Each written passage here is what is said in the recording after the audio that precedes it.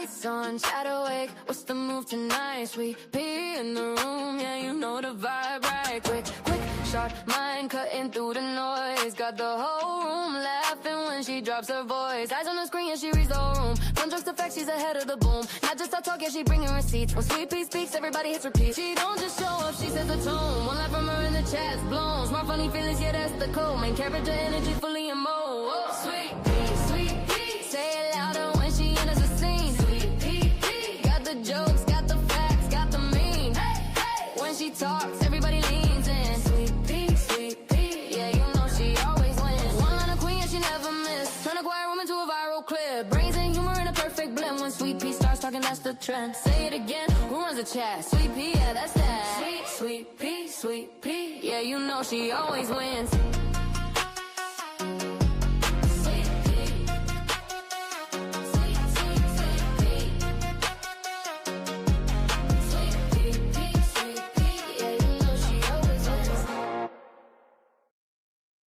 Okay, guys, awesome. So we are over here and we about to get into it. And baby, I think we had text messages. So let's see what we got here. I ain't even gonna hold you. This is from day 4. This is what we didn't finish yesterday. Let's get into it and then we will go through our day 5. But let's get into it. All right. And we saw a video of body cam from Officer Jorgensen earlier where Officer Robinson took the box down from the closet shelf. Do you recall seeing that? Yes. And have you also reviewed that? Yes. Was the box locked when he opened it to look into it?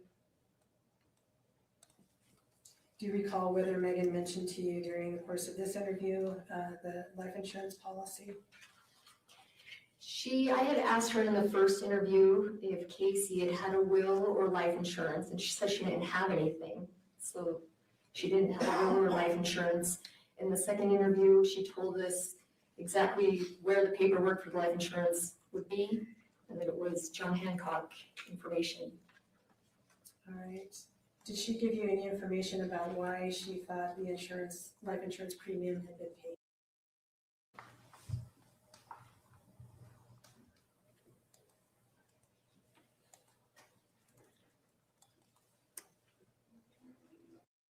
Interview, you mentioned that she had provided her cell phone directly to Sergeant Hale or Sergeant Seitzinger for examination. Yes. And what, as far as you know, did he do with that? What did he do with the phone? Yeah. He extracted messages between Meggan and Casey. Did he tell you, or did you see how many texts between them there were? 28,880. What was the earliest? I believe it was December 2019. Do you know why it didn't go any further back than 2019? I think one of them got a new phone. Okay. And did you compare the information on Casey's phone with the information on Meggan's phone? Yes. What did you learn? Due to the vast amount of text messages between the two of them, Sergeant Hales had pared it down from July 20th to August 12th. In that time frame, there were 283 texts missing from Meggan's phone that were still on Casey's phone. All right. And that was in a 3-week period, about Yes. July 20 to August 12th. Okay. Did you yourself notice anything particular about the messages that were missing from Meggan's phone that were on Casey's phone? Yes. What did you know? They were mostly about life insurance, suicide, and insulin. After talking to Mrs. Sundwall on the 21st, did you have another interview with her? We did. Why? We wanted to ask her about those missing messages. What was the date of that interview? August 29th Where was it? at Meggan's home in Santaquin. Who was present? Same as the first interview. It was me, Sergeant Hales, Mitch Sundwall, and Meggan Sundwall. Was this interview recorded? Yes. How was it recorded?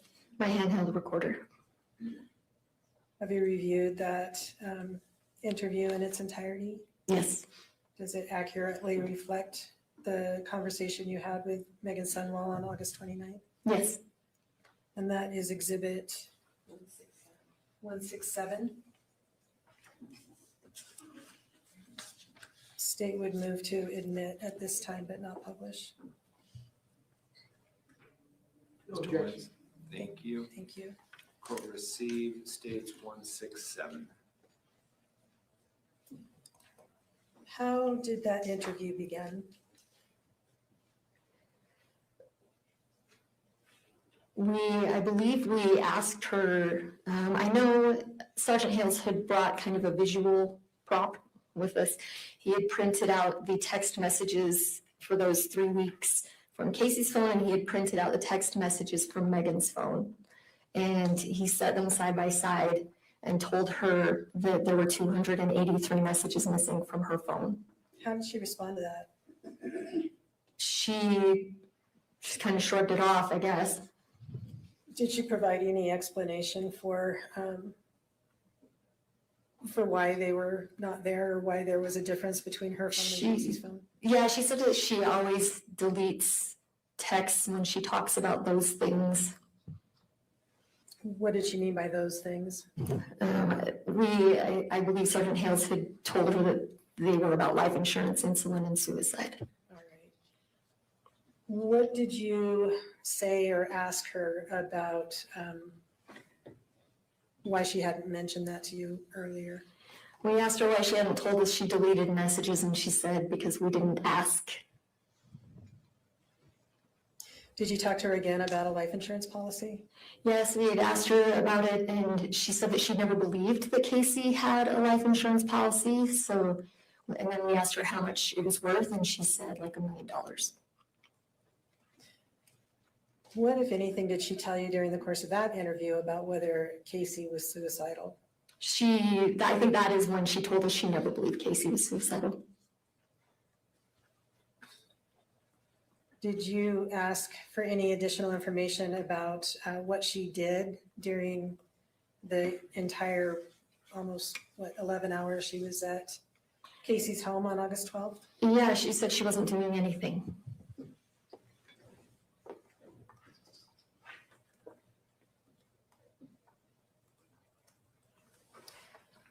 Did you ask her what she would have done if Casey had died while she was there? Yes, I asked her what her plan was if Mark hadn't come downstairs, and she said, well, Casey would have passed. And so we said, well, then what? And she said, I would have called the mortuary. And we asked her about the death certificate, like who's going to sign the death certificate? And she said, I would. I am a nurse. I do it all the time. She said something to that effect. Was that consistent with your knowledge of law enforcement No. procedures and policies? No. Who can sign death certificates as far as you're aware? There are a few nurses that can, but mostly it's doctors. There's a list. You have to be on the list. What did she tell you about why she had deleted messages? About why she had deleted them? Yeah, did she give an explanation about why she deleted them? She said that she didn't want to look like what Kylie was accusing her of.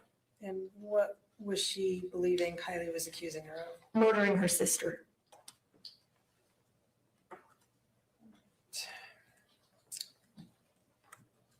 Let me switch topics a little bit and ask you, going back to the items that you had collected up till that point, the syringes, the insulin bottle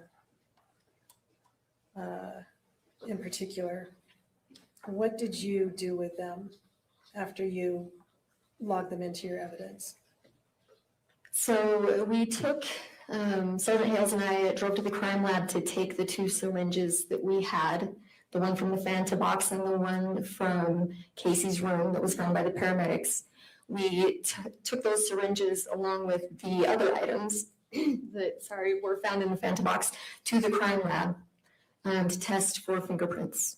And when you say the other items that were found in the Fanta box, are you talking The about? insulin, the box, and the instructions that came with the box, and the orange cap. Where's the crime lab? It's in Salt Lake. What were you looking for in particular from the crime lab? At that point, fingerprints. And was that done with those, were those items, you mentioned the 2 syringes, one from the Fanta box, one from the bedroom, Mhm. and the insulin bottle.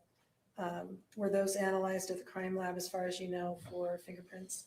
Item 2, which was the syringe that was found by the paramedics, we took that back with us. The fingerprint analyst told us that the chances of finding fingerprints on that syringe were slim to none. And so we took that one back and put it back into evidence and left item 20, which had the Fanta box items. All right, so the Fanta box, item 20, included the insulin bottle and the syringe that was found with it. Correct. You left both of those items with And the box and the instructions. The insulin box. Yes, All right, you left all those items with the crime lab. yes. Did you receive a report back about what they found? Yes. There were no fingerprints found. Okay, what else did you do after that with those items? We had both of those items analyzed for touch DNA. How does that come about? How do you do that? How do you test for touch DNA? No. How do you submit items to the crime lab for? Oh, usually you just give them to the evidence tech. It works in your office and they take them up. And Do you have to be specific about what it is you're looking for and where? yes. What did you tell them?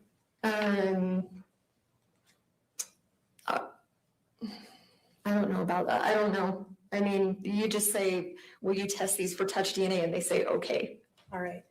As far as you know, those items were delivered back to the crime lab, or did they retain them after the fingerprinting? I believe they retained the item 20 and we sent item 2 back up. All right. Did you receive a report about about the DNA testing? Yes, And what was the upshot of those tests? I can look on, I have a chart. I don't remember. I know that the 2 syringes had Casey's DNA on them and 2 other profiles, but it was undetermined who those other 2 were. All right. And what about the insulin bottle? The insulin bottle had, I think the orange cap had DNA. I'd have to look. I don't remember. Would that help you refresh your recollection as to that conclusion? Yeah. Can you look at that and look up when you have reviewed it?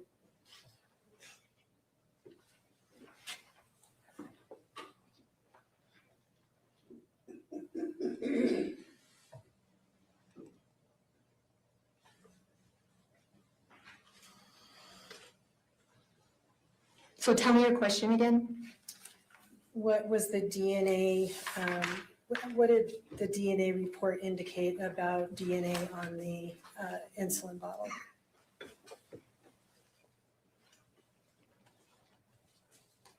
I don't think any DNA was found on the insulin bottle. The reports are hard to read. I apologize. But my recollection is that there was no DNA found on the insulin bottle.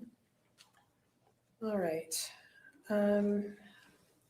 We are going to turn now to the text messages that you located on Meggan's and on Casey's cell phones.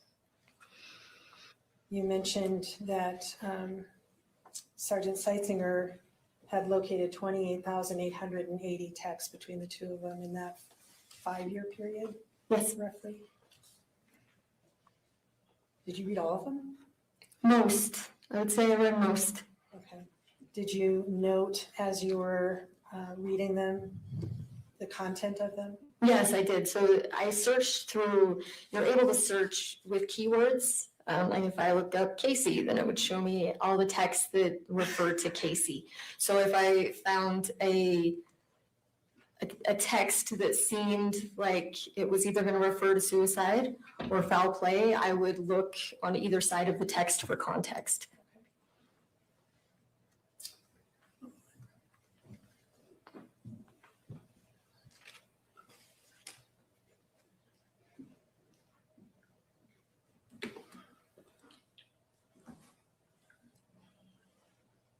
All right, what was, I think you already mentioned it, what was the earliest text that you recall taking note of? It's like when were the first texts sent? In December of 2019, I think. All right, do you recall a text on December 21st of 2019? Let me just show you. Okay. Can you show Detective Farney Exhibit 42, please?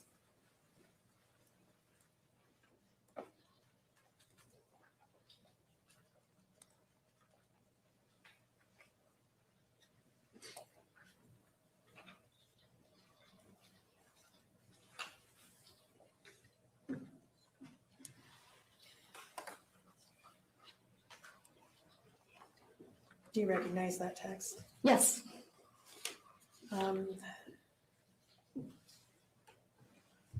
Let me see if I can do this. When you received the report from Sergeant or Special Agent Seitzinger, what was the format of that report with the 28,000 plus messages? So he gave me a thumb drive after we served the warrant for for Megan's full phone. I received a thumb drive with her phone and a thumb drive with Megan's phone, or Casey's phone. And I actually had to get a new computer because the vast amount of information, the computer I had would not open the file, would not open the thumb drive. So when you open it, it gives you, there's different tabs across the top and different things that you can click on along the side. And so mostly I worked within timeline, or I believe in the timeline is where you find the text messages. It's been a minute. I apologize. And were those texts that you received from Sergeant Seitzinger altered in any way after you received them? No. There are text strings, is that accurate to say? Yes. So conversations between the two of them that go on for many texts, or Oh, yes. sometimes several, Yes. sometimes hundreds. Hundreds. All right. And in your review of them, did you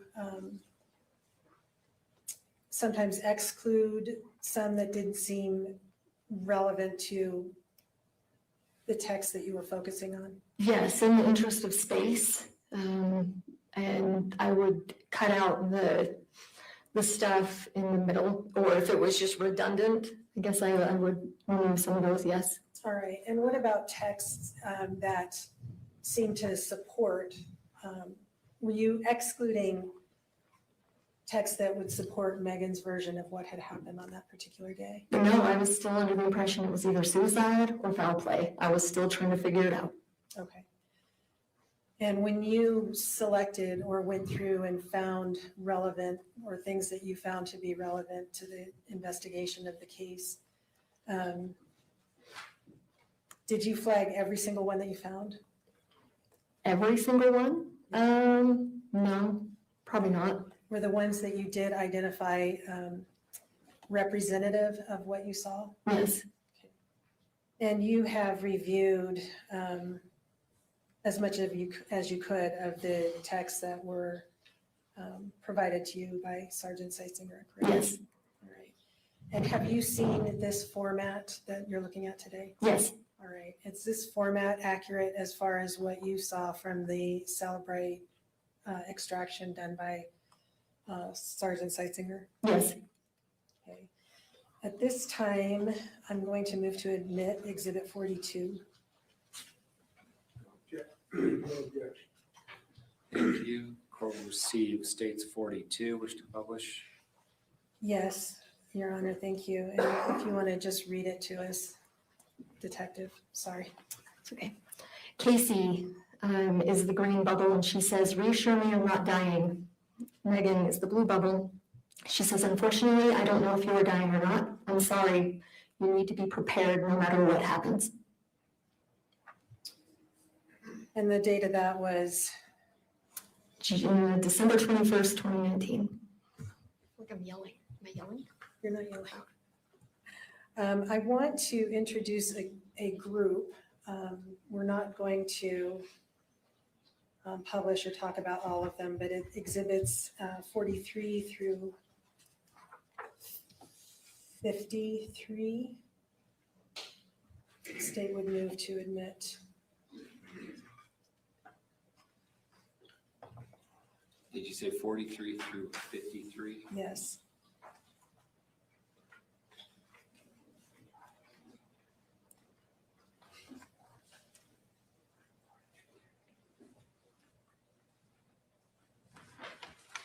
And they're all texts. They are all texts.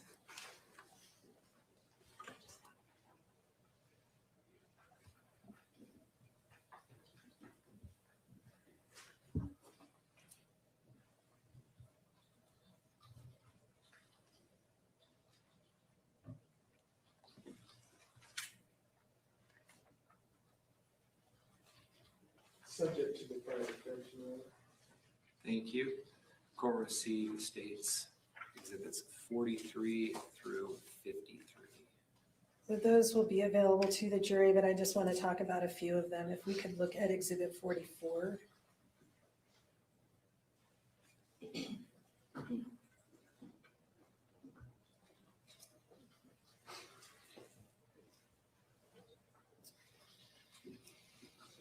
Could you read to us, please, and publish, yeah.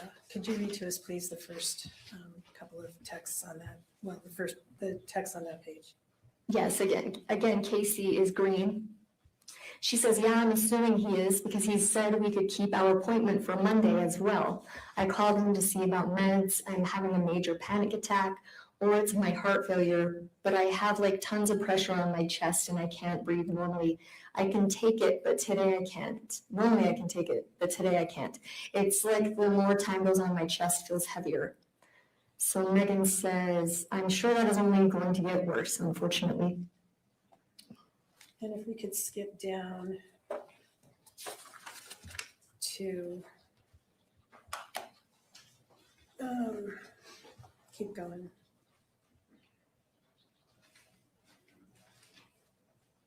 All right, and ultimately, what was the text that Meggan sent back? Meggan says, the process of dying is pretty brutal from what I've observed. We take a look at exhibit 47.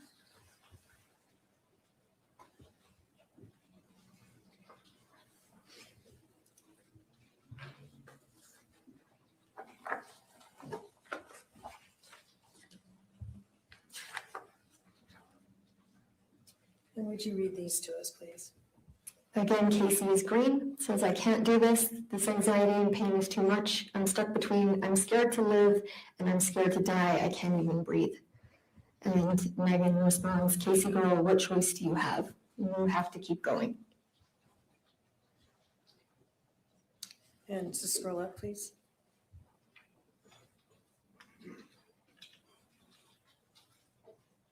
Meggan continues, but I think you need to really work on replacing your fear of death with more faith.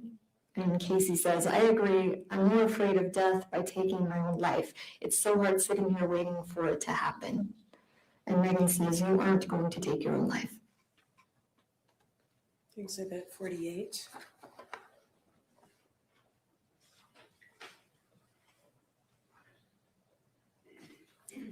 If you could read to us, please, just the first. Casey says, I'm so sick, I can't stop throwing up. My legs are jumping so bad. My head is pounding and I can't breathe. It's making me panic. And this was, sorry, what was the date on that? That's 8/31/2020. And then the next two, please. Meggan responds, sorry, I just got these, been up all night with Porter. You didn't freak me out, Case. You are never going to pass away if you keep freaking yourself out and going into a panic when you start to feel bad. I am convinced that you are not going to pass until you actually want to completely. You've asked for blessings, taken stuff, and say you want to, but I know you don't. You have to let go. It is past time. The next one says, there is nothing left here for you. Everything's ahead of you in the next life. Move forward and stop only existing. Okay, let's skip the next three and go to the one after that that starts because. Casey says, because I feel like I'm frustrating the hell out of you because I'm not dying. I do want to be done and out of pain, but yeah, I'm scared and I don't know how not to be. And yeah, I'm scared to leave Bella and you. Do you recall who Bella is? Her dog, Casey's dog. All right, the next three.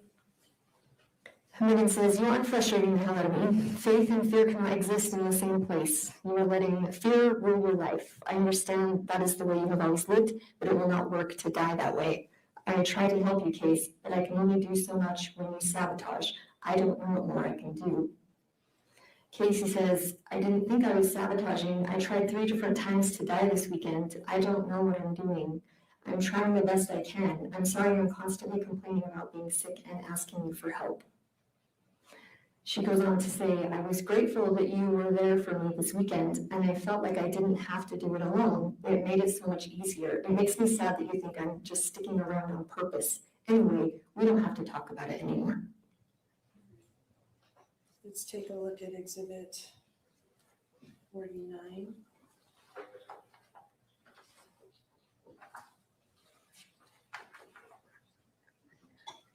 What's the date on this one? This is September 10th, 2020. And if you would read us this conversation, please. This is Meggan. She says, all I know, Casey, is if I was in your shoes, if I had been told that I had done everything I told Heavenly Father I would do, that I would go home and leave all the pain, heartache, and worry of this world behind, I would have been long gone by now. Then she says, I think you are crazy to want to stay here for a dog and a mess of a best friend when you have so much more on the other side. And number 50.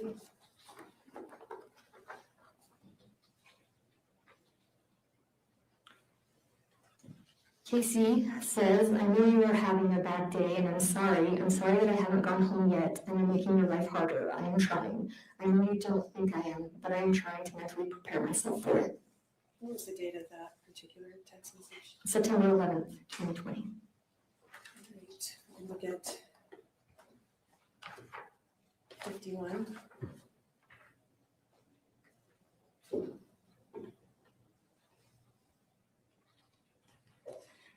Meggan says to Casey, what? Casey, we're not kicking you out. I was just asking if you had made any decisions about what you're going to do, live or die. And Casey says, I know, but I don't know what I want right now. I want to live and I want to die. It's just screwing with my head trying to decide.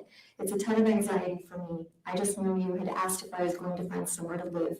So I know I'm a lot of work and feel bad that I'm here because you have to put your life on hold and it's not fair to you guys. Meggan says, what do you have to live for in this life? I truly believe everything for you is ahead of you, not here. I've felt that way for a long time, more strongly as time goes on.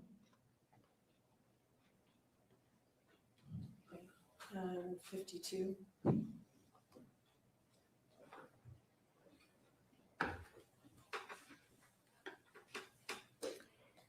Meggan tells Casey, Case, I will come over and help you do then. She then says, I'm happy to come over and help you if you are really ready to be done. And that's June 11th, 2021. 53.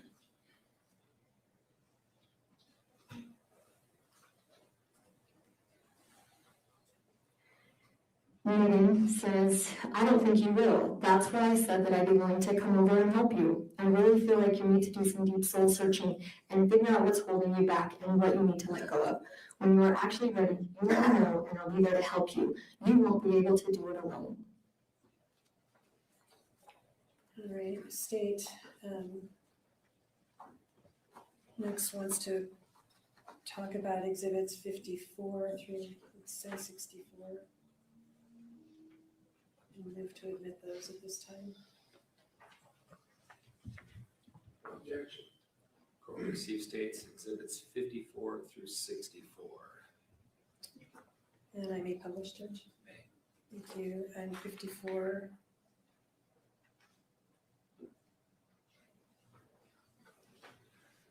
And let's skip these first two and go to the third one.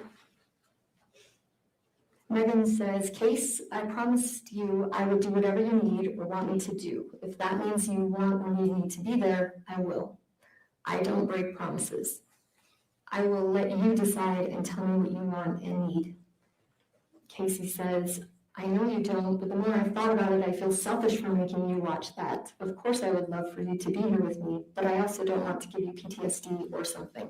It's hard watching someone you care about die, and it can screw with your mental health. But if you think you can honestly do it and be okay, then yeah, I would love for you to be with me. Obviously, you are a hospice nurse too, so this isn't anything new for you. I just want to make sure you will be okay.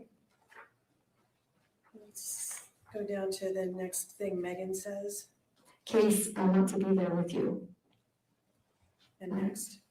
Could we do it on Saturday so Mitch can be home with Porter? And then the next thing Meggan says. How are you feeling about tomorrow, Case? How does Casey respond to that? Honestly, I'm starting to worry about it. I just don't feel like it's the right thing to do. But I don't want you to be upset with me. I know you just want what is best for me and that you love me and don't want me to suffer anymore.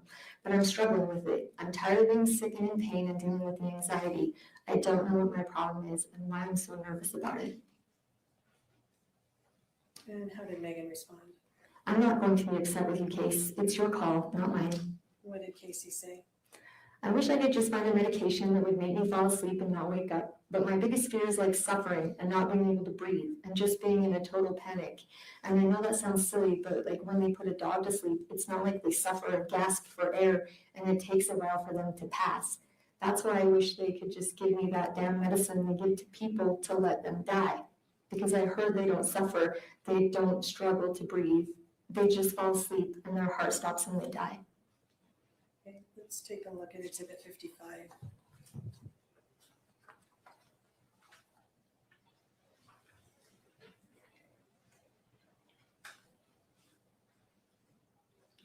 And what's the date on this one? This is January 23rd, 2023. All right, and what is said? This is from Meggan. It says, truthfully, I really, really want to be there with you when you pass. I know that isn't very realistic, but that is what I wish could happen. And 56.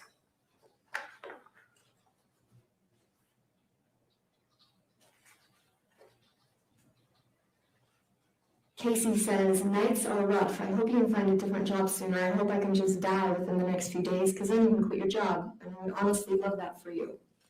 And Meggan says, you are sweet. I'd love that too. Exhibit 57. Let's look at the third and fourth text in that one.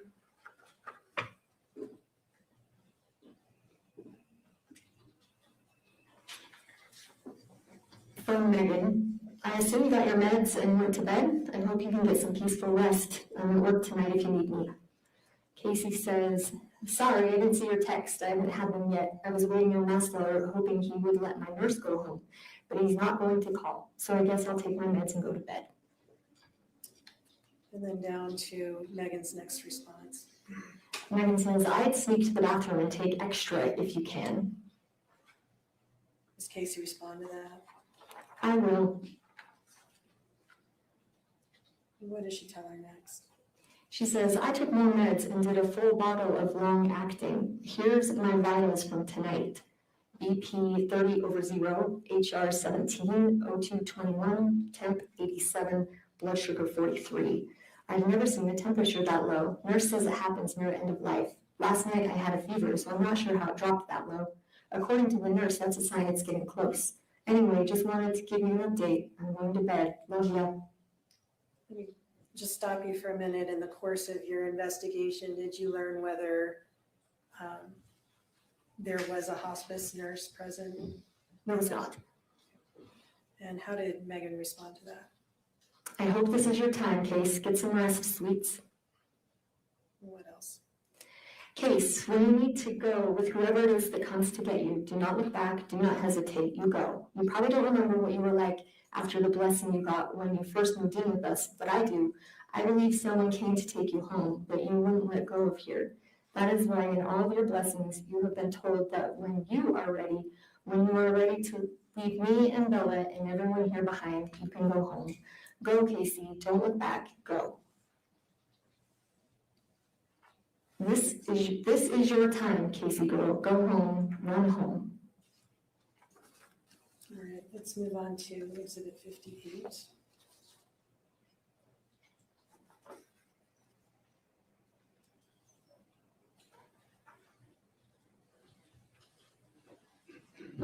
Meggan says, Case, you have completed what you came here to do. It is time to go home. You know that if you listen to your heart and soul. Casey says, I know, but there are times I feel so close and then it doesn't happen and I get frustrated. I'm doing everything I can to go home, and honestly, I think taking all these meds are helping and speeding up the process. I just wish it would happen faster. I know, sweets, and I'm sorry. And Casey says, thanks. Meggan says, tomorrow is Easter. Wouldn't that be a beautiful day to pass away on? And Casey says, it sure would be. And Meggan says, should we pray for that? Casey says, that would be great. Thank you.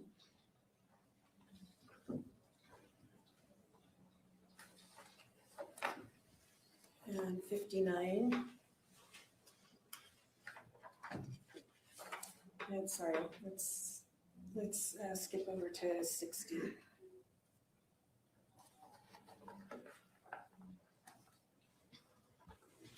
If we could look at the fourth one. The top? Starting with, I think. Meggan says, I think you'd need at least 100 units. It all depends upon how your body metabolizes medications, which I think is super slow. He said it's crazy because if you wrap someone up and keep them warm, the body just continues to metabolize the insulin, and an autopsy doesn't even detect an overdose of insulin. It's super crazy. What was the date of that one? That was September 2nd, 2020. All right. And going down a little bit, all right, to the one that starts, I can see. Meggan says, I can see if maybe we have samples of insulin here.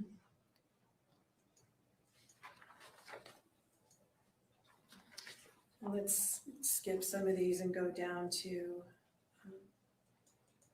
I asked. Right. And what does Casey say at that point? Casey says, I asked if it makes you feel weird. She said, you can't, I think she's talking about her grandma. I asked if it makes you feel weird. She said, you can't even tell. So at least I know I don't need to panic. I can just take it before I go to sleep. Or maybe you could give it to me after I fall asleep. What are they talking about? What's the it? Insulin. I believe she had told Meggan that she was going to ask her grandma about it. All right, and how did Meggan respond to that? She says, oh, you won't even know, Case. Please don't make me give it to you, though. Okay, I won't. I feel bad even writing that. All right, let's take a look at exhibit 61.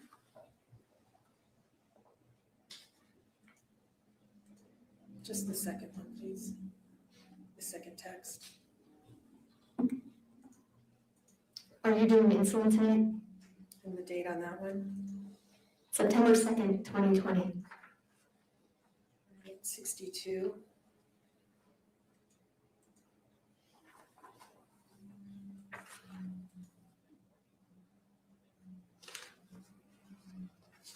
Meggan says, you didn't use the insulin last night. Are you planning on it? September 3rd, 2020. Okay, so thank you. Casey says, I'm planning on it. I just wasn't ready to use it last night. I took too long with Michelle showing up. You had gone to bed, and I wanted to see and talk to you for a bit before. I know that's probably annoying to you. I want to be out of pain, but yes, I'm still sad about leaving. You are probably thinking, how many goodbyes do you need? I'm just broken. I have attachment issues. I'm scared and I'm going to miss the heck out of you. I just need to do it and get it over with so everyone can get back to living their life and not have to worry about me. Meggan says, you are never going to be free from sadness about dying, Casey. It's normal to feel sad, but I already told you I'm not going to say goodbye. That's a permanent thing and it's not. You don't have to use the insulin. I'm just gonna take it back to my work if you don't. No big deal. All right, and 63.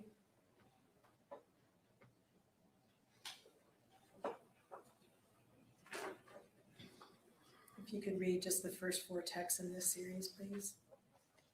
Meggan says, are you planning on using that insulin or do you want me to take it back? I didn't see it in the fridge. Casey says, I took it with me just in case. It's on ice. You can take it back if you need to. I can get some somewhere else. And Meggan says, just in case of what? And Casey says, I thought about doing it while I was gone, but of course I didn't. All right, and let's go up to 64.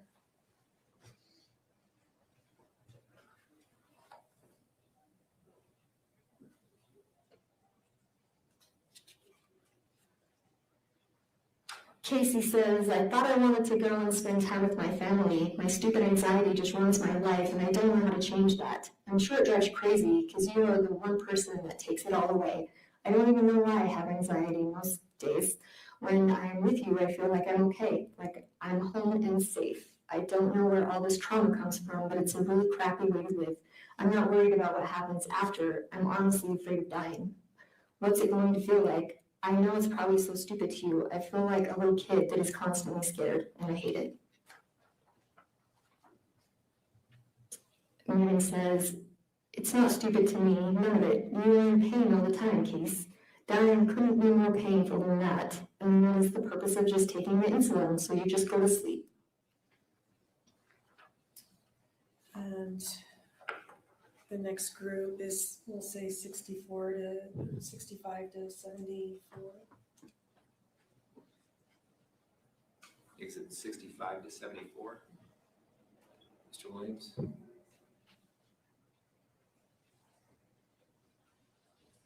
No objection. Court received states 65 through 74. Subject to prior discussion. Thank you. All right, 65.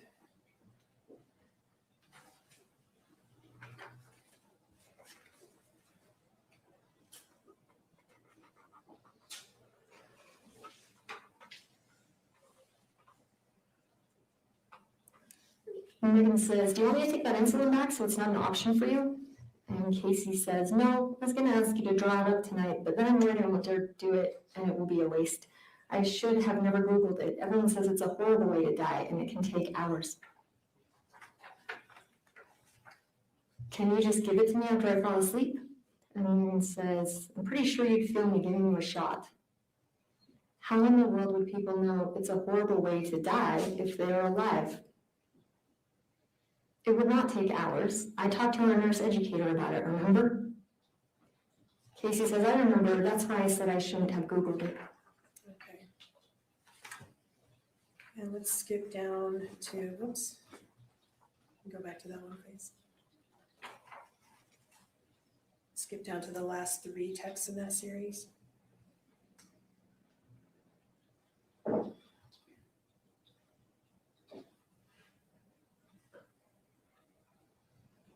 Starting with I agree. Casey says, I agree. I'm sorry. I just have had a fear of dying that way, but you're right. It doesn't matter. Meggan says, a fear of dying what way? And Casey says, out of it, feeling funny and like I can't breathe. If I could just take it and fall asleep, great. But I need something to get me to sleep or I will freak out. You see me on the gummies and I wasn't even close to dying, but I thought I was. Okay, 66.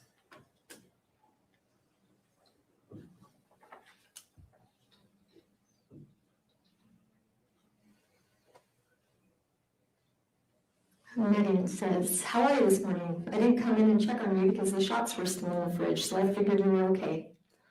Casey says, I'm okay. I don't know why I didn't just do them last night. I was pretty out of it from all the Phenergan I took to relax. I remember being in so much pain and taking like 4 showers last night because I was so uncomfortable. And Meggan, I don't know why either. I drew them up for you and tried to get you to take them. You were really out of it, which I thought was the point.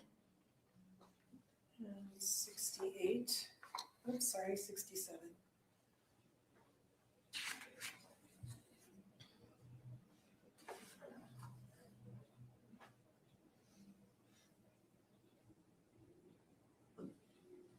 Meggan says, are you planning on trying the insulin again? Yeah, I hope it works. Meggan, when are you planning to do it again? Or do you not want me to ask? Casey, I was going to do it last night, but fell asleep. I will probably do it tomorrow night because I have to go with my aunt tomorrow morning. Meggan says, for what? I just kind of need to know because of work and such. And the date of that was, I believe 2020, I'm sorry, 10/12/2020. all right, 68. Let's just read the third and fourth one in the series.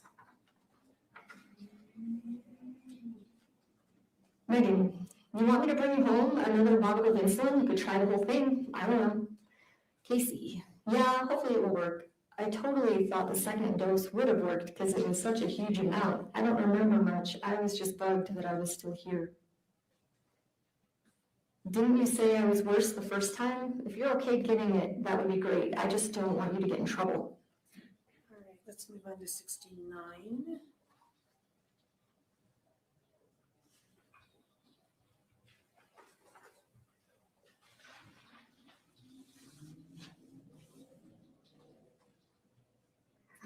Meggan, I think there is one more box of insulin in the fridge. Want me to bring it to you? You could try giving it normal, which might be the difference. Casey says, yeah, thanks. Meggan, I didn't know if you heard me tell you that the insulin is in the fridge, top shelf in the door. That's the last bottle, so hopefully it will help you. And the date on that one? December 2nd, 2020. All right. Exhibit 70.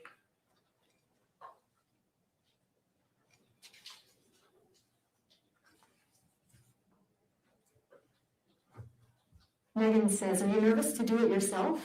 Casey, no, just not sure what I'm doing. Meggan says, no, want to know what I do? And Casey says, yes. Meggan says, if I wanted to make sure it did what it was supposed to do, I'd draw them all up, everything you've got, and give it all at once to the report. Casey says, even the sedation? And Meggan says, I don't think even you could survive that. She goes on to say, do you want me to come over and do it? And let's go on to 72.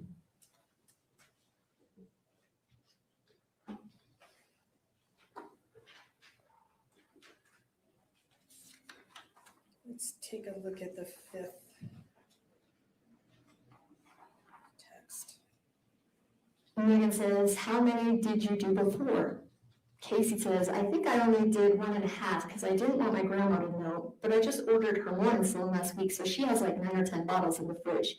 So she won't even notice. I just want to make sure it works since I'm doing it alone. Meggan says, I'd do at least 2 bottles then, maybe 3. Casey says, okay, should I just do shots or put it through my port? And Meggan says, what did you do last time? I'd do both. Let's skip the next two and go down to the one after that. Meggan says, will you keep me updated? When are you going to do it? And Casey says, yes, I will. I'm thinking probably around 3. Why around 3? And then Casey says, because I'm going to take Bella outside to play for a bit. My nurse usually comes over around 9:30 to 11. I feel like that's plenty of time. Meggan says, that makes sense. Little Bella girl. And Casey says, I laid down for a minute after I took Bella outside to play and accidentally fell asleep. I just woke up. I'm going to take that now. Let's skip the next two and go down to should I? Casey says, should I take some long-acting insulin too? And Meggan says, I guess you could, but if it were me, I'd probably just take extra fast-acting. All right. And that was exhibit 72. Let's look at 73.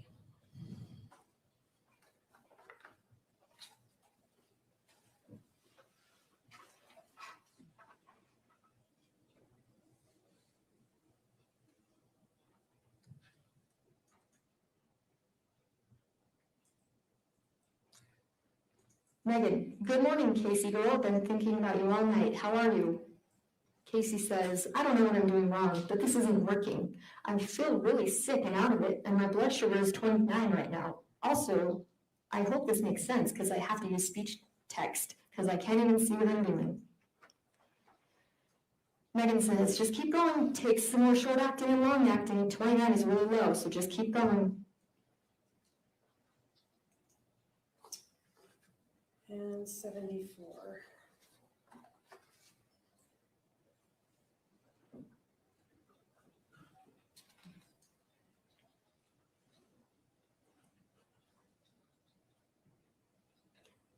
Casey says, honestly, I feel like the only way to do it is to shoot myself, but I don't want to make a huge mess, and I have to make somebody clean it up. Meggan says, do you have access to a gun, Case?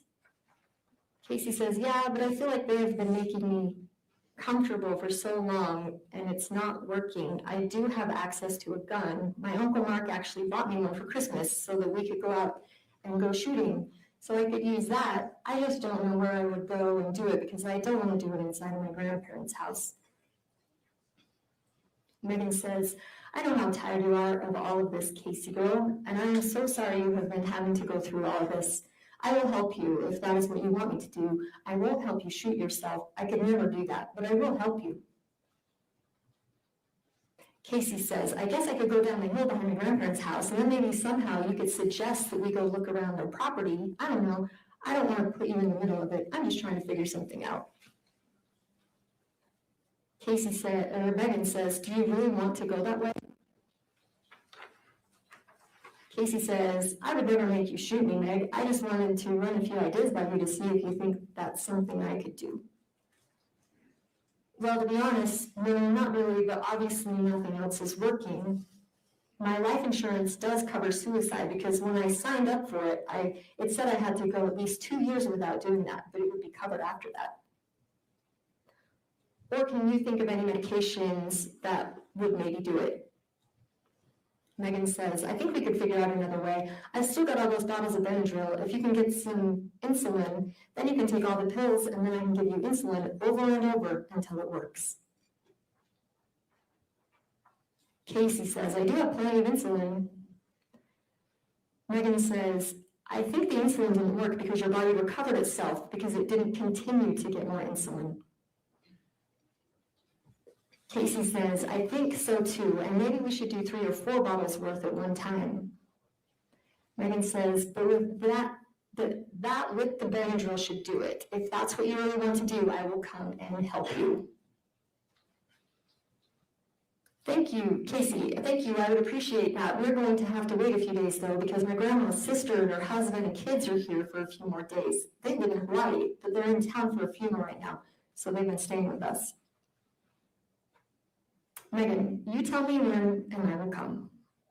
Meggan then says, there's never going to be a good time, Case. Let me just ask you, in that particular series,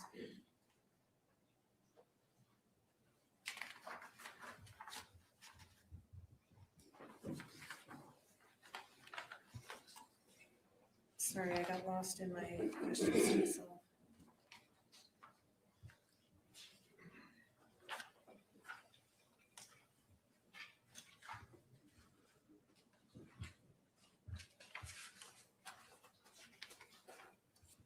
All right, skip that. I think I was thinking of something else. Let's look at state would move at this time to admit exhibit 75 through 85. Mr. Williams. No objection.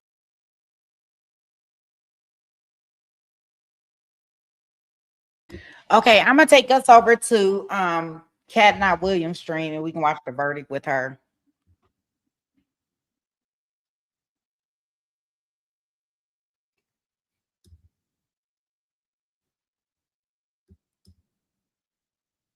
Oh no, I can do it right here. I see it. Thank you, SD.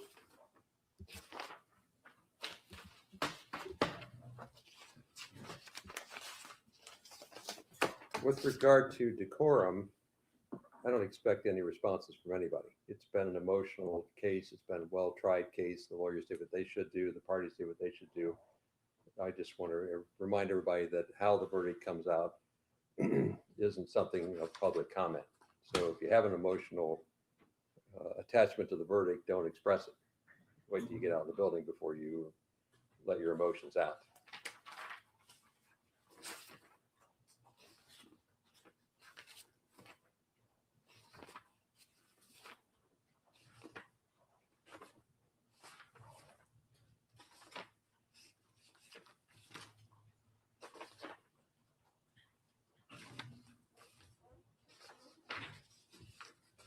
So the verdict forms are properly executed, properly completed. Copies will be made available to the parties.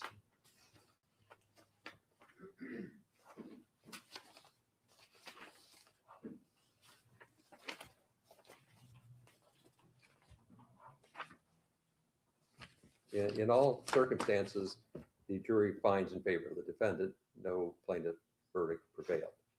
So the matter will be concluded with defense verdicts.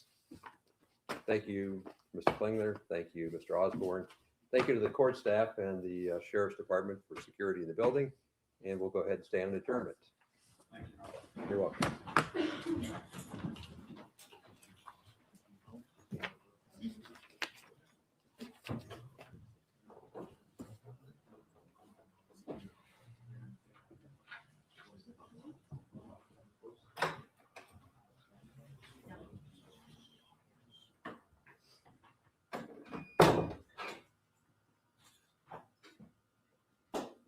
You guys want to go on into the jury room? Go ahead and relax, whatever it is you need. Don't pitch pose. Have the jury go that way. Have them go back into their room. You guys don't mind to hang out in there for a little bit, I can get you, okay?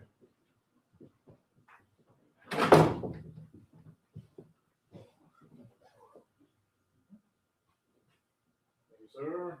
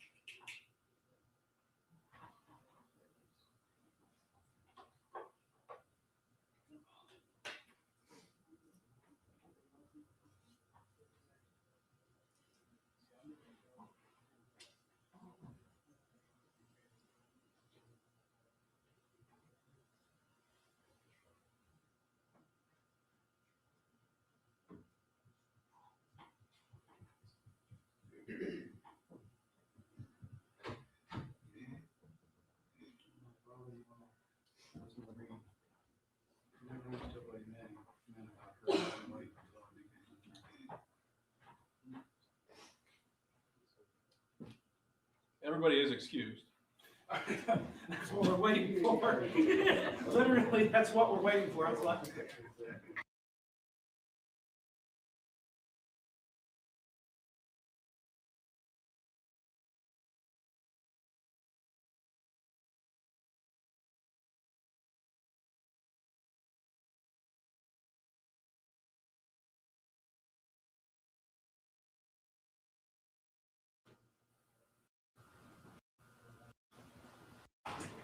Mr. Osborne.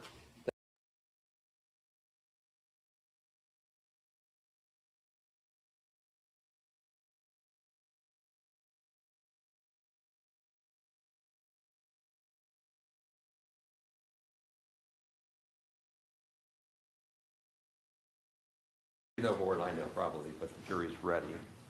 That's all I know. That's all I know too. So, process-wise is that they'll bring them out. The verdict forms go to me also.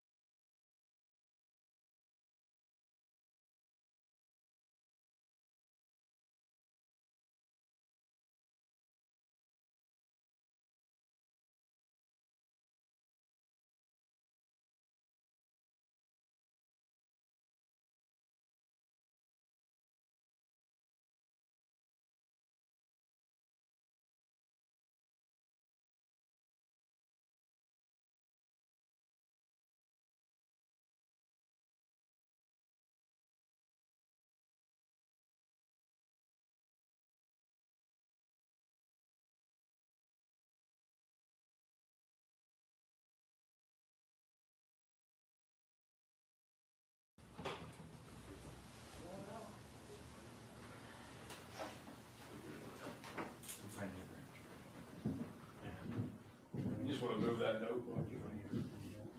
Just wait until Judge Prosecutors get it. That's the courtroom feed that's muted. I just rewinded it. So it's just the courtroom feed that was quiet. I wasn't saying anything. Okay, go ahead and have a seat. That's messed up. So they So the lost. court was informed the jury reached a verdict, is that correct? Yes. Thank you. So if you'll hand the verdict forms to the bailiff, he'll hand them to me so I can take a look at them. I looked at the form of the papers, essentially to see if they're properly signed. So that's the next thing that happens. Thank you.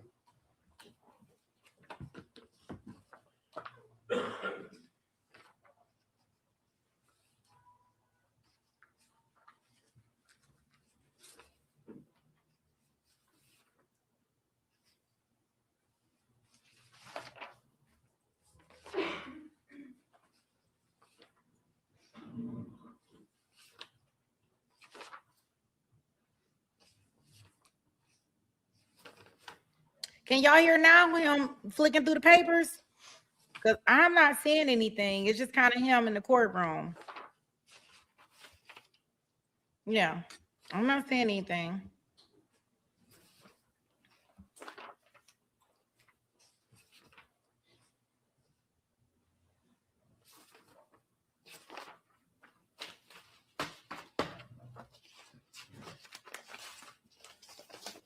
With regard to decorum, I don't expect any responses from anybody. It's been an emotional case. It's been a well-tried case. The lawyers did what they should do. The parties did what they should do.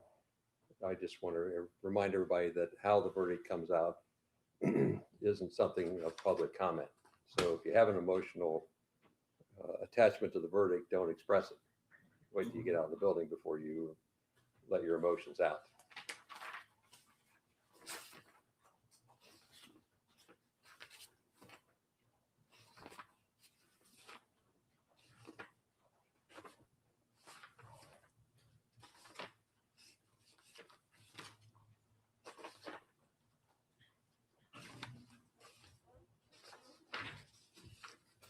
So the verdict forms are properly executed, properly completed. Copies will be made available to the parties.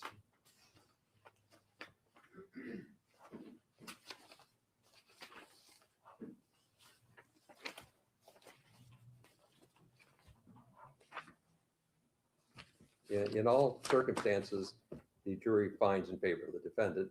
No plaintiff verdict prevailed. So the matter will be concluded with defense verdicts. Thank you, Mr. Klingler. Thank you, Mr. Osborne. Thank you to the court staff and the Sheriff's Department for security in the building. And we'll go ahead and stand in adjournment. You're welcome.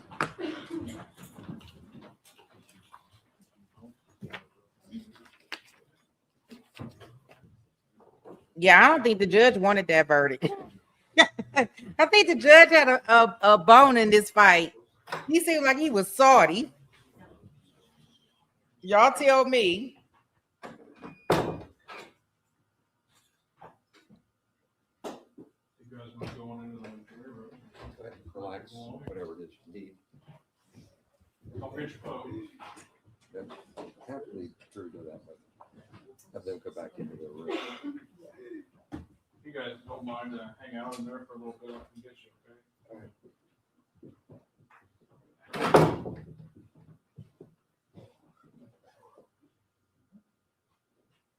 Thank you, sir.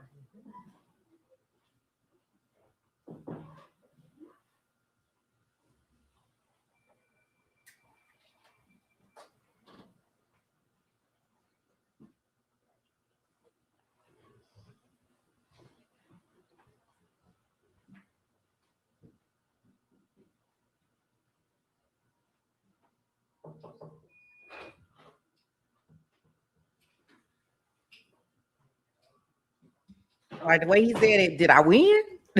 Yeah, he gotta ask. Like, what you mean? They still sitting there, goofies. That's right.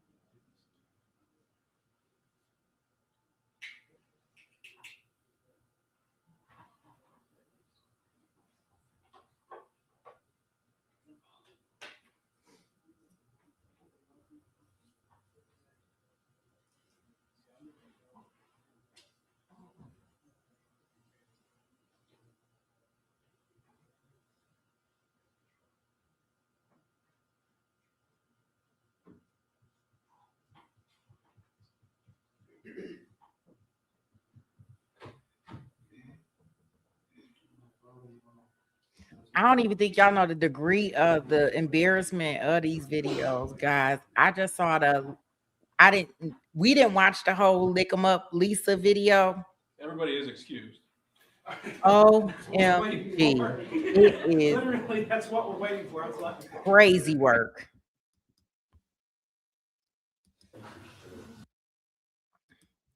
And when I say a video is crazy work, it is crazy work. I just watched the entire video and it is insane. And I do mean insane, guys.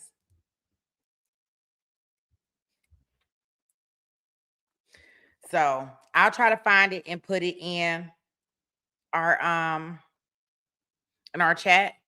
They did cut the feed right there, so I don't know if they're going to do any interviews or not, or how that's going to go.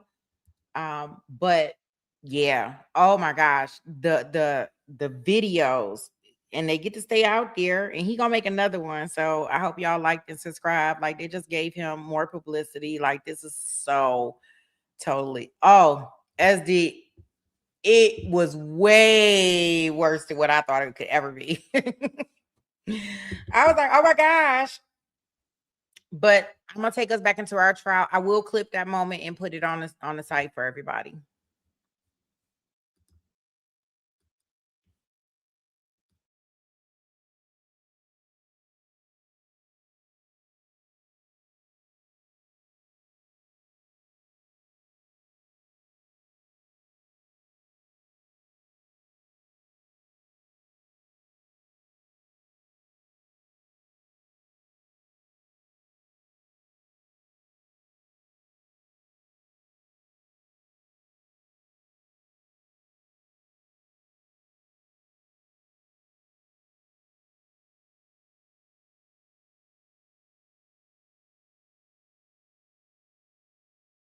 Can y'all hear this? Sometimes when I'm switching back and forth from one feed to another feed, sometimes the sound is lost. Put a 1 in the chat if you can hear it.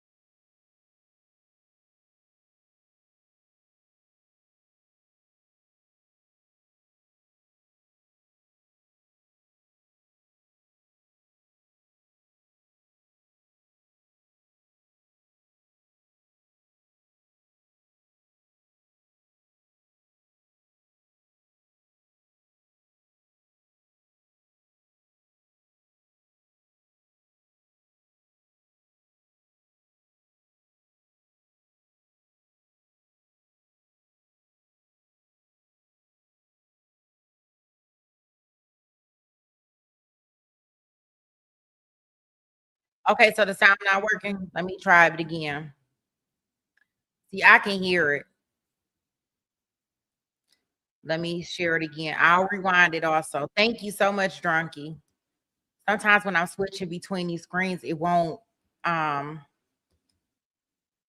it won't let me do it.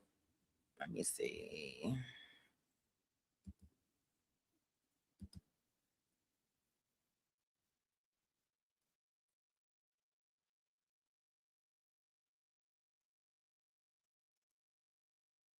I was focused on doing my insulin because it's. Okay, I won't. I feel bad even writing that.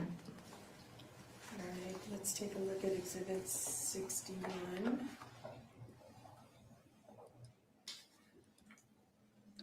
Just the second one, please. The second One in the chat if you can hear it now. Because she is reading out the text message. And the date on that one? September 2nd, 2020. All right, 62.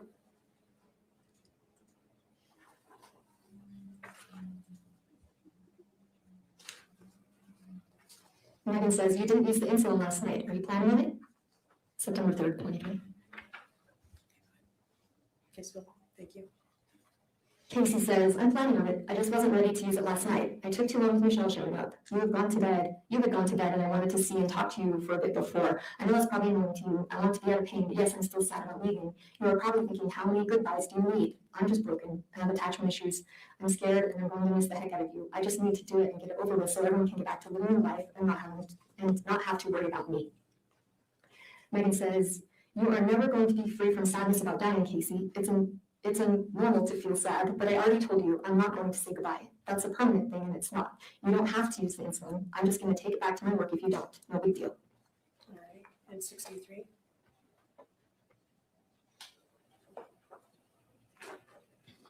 If you could read just the first 4 texts in this series, please. Meggan says, are you planning on using that insulin or do you want me to take it back? I didn't see it in the fridge. Casey says, I took it with me just in case. It's on ice. You can take it back if you need to. I can get some somewhere else. And Meggan says, just in case of what? And Casey says, I thought about doing it while I was gone, but of course I didn't. All right, and let's go up to 64.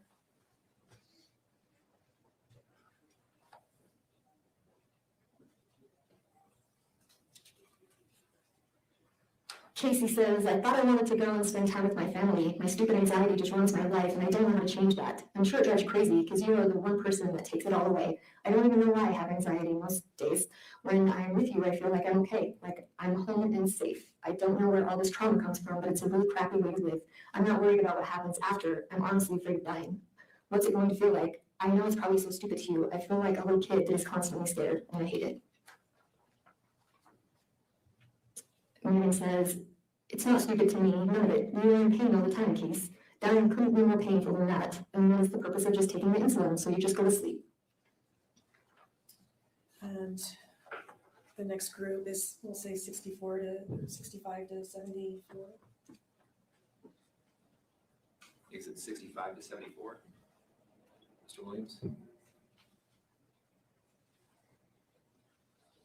No objection. Court received states 65 through 74. Subject to prior discussion. Thank you. All right, 65.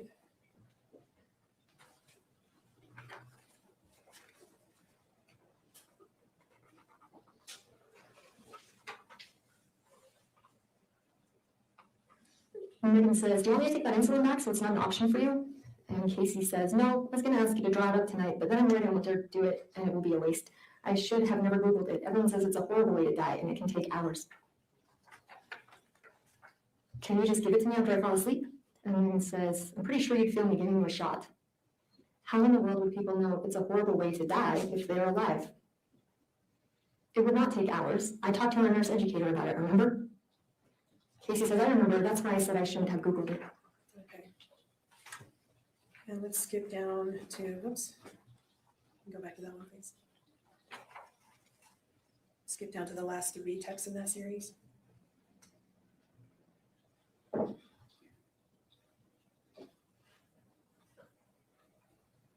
Starting with I agree. Casey says, I agree. I'm sorry. I just have had a fear of dying that way, but you're right. It doesn't matter. Meggan says, a fear of dying what way? And Casey says, out of it, feeling funny and like I can't breathe. If I could just take it and fall asleep, great. But I need something to get me to sleep or I will freak out. You see me on the gummies and I wasn't even close to dying, but I thought I was. Okay, 66.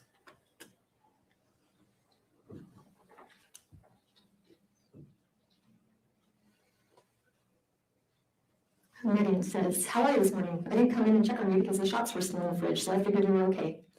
Casey says, I'm okay. I don't know why I didn't just do them last night. I was pretty out of it from all the Finnegan I took to relax. I remember being in so much pain and taking like 4 showers last night because I was so uncomfortable. And Meggan, I don't know why either. I drew them up for you and tried to get you to take them. You were really out of it, which I thought was the point. 68. Oh, sorry, 67.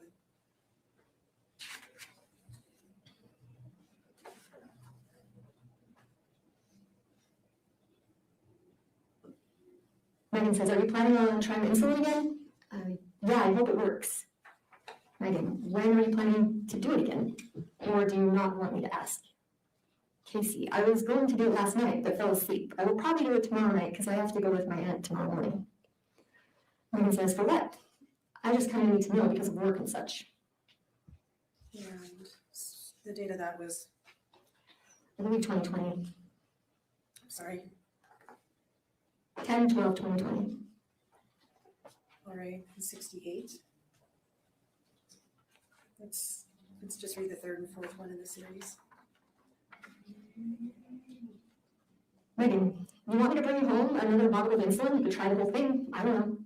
Casey, yeah, hopefully it will work. I totally thought the second dose would have worked because it was such a huge amount. I don't remember much. I was just bugged that I was still here. Didn't you say I was worse the first time? If you're okay giving it, that would be great. I just don't want you to get in trouble. All right, let's move on to 69.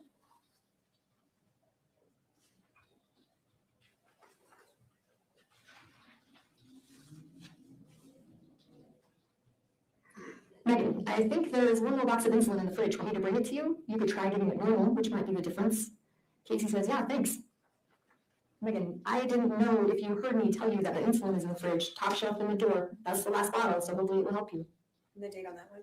December 2nd, 2020. All right. Exhibit 70.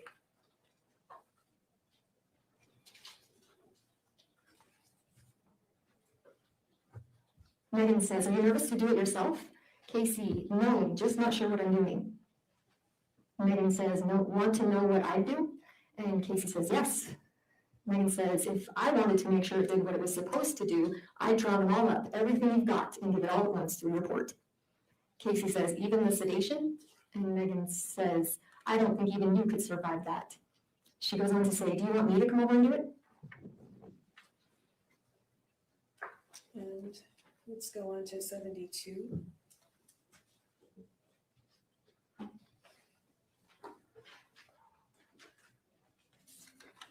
Let's take a look at the fifth text. Meggan says, how many did you do before? Casey says, I think I only did 1.5 because I didn't want my grandma to know, but I just ordered her more insulin last week, so she has like 9 or 10 bottles in the fridge. So she won't even notice. I just want to make sure it works since I'm doing it alone. Meggan says, I do at least 2 bottles then, maybe 3. Casey says, okay, should I just do shots or put it through my port? And Meggan says, what did you do last time? I'd do both. Let's skip the next 2 and go down to the one after that. Meggan says, will you keep me updated? When are you going to do it? And Casey says, yes, I will. I'm thinking probably around 3. Why around 3?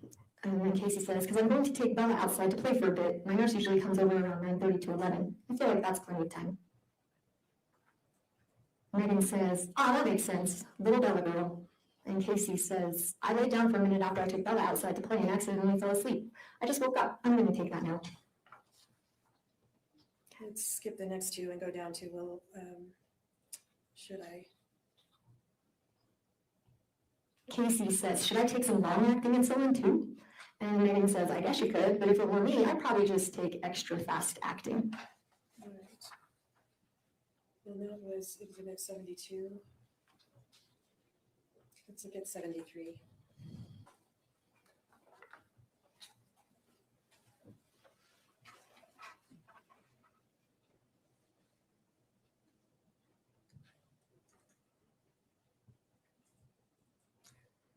Megan, good morning, Casey girl. Been thinking about you all night. How are you? Casey says, I don't know what I'm doing wrong, but this isn't working. I feel really sick and out of it, and my blood sugar is 29 right now. Also, I hope this makes sense because I have to use speech text because I can't even see what I'm doing. Megan says, just keep going. Take some more short acting and long acting. 29 is really low, so just keep going. And 74.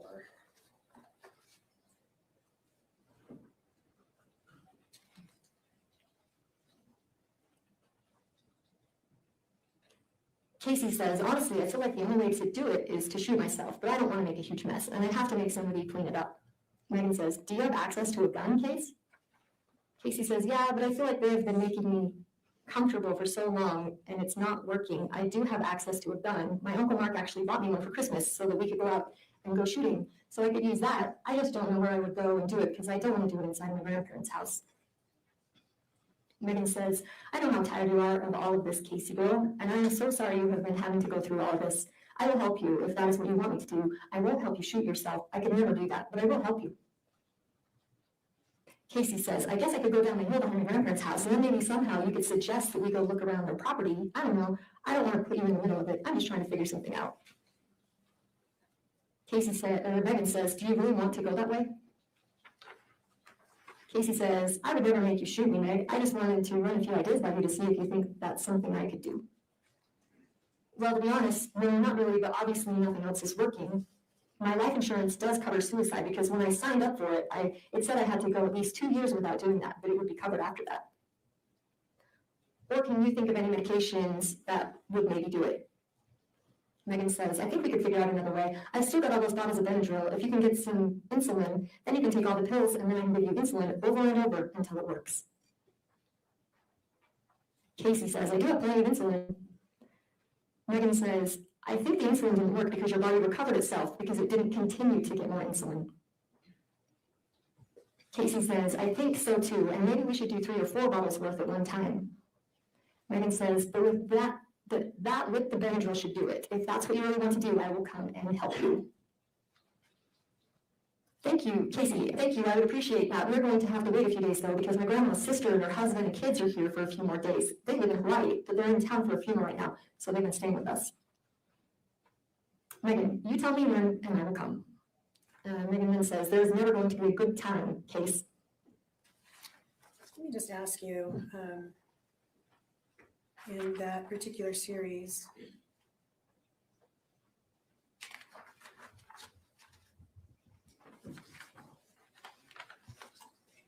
sorry, I got lost in my questions. So.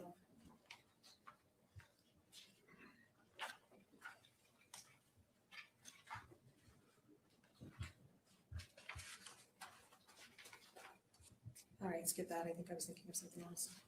Let's look at state would move at this time to admit Exhibit 75 through 85. Mr. Williams. Objection. Proceed with 75 through 85.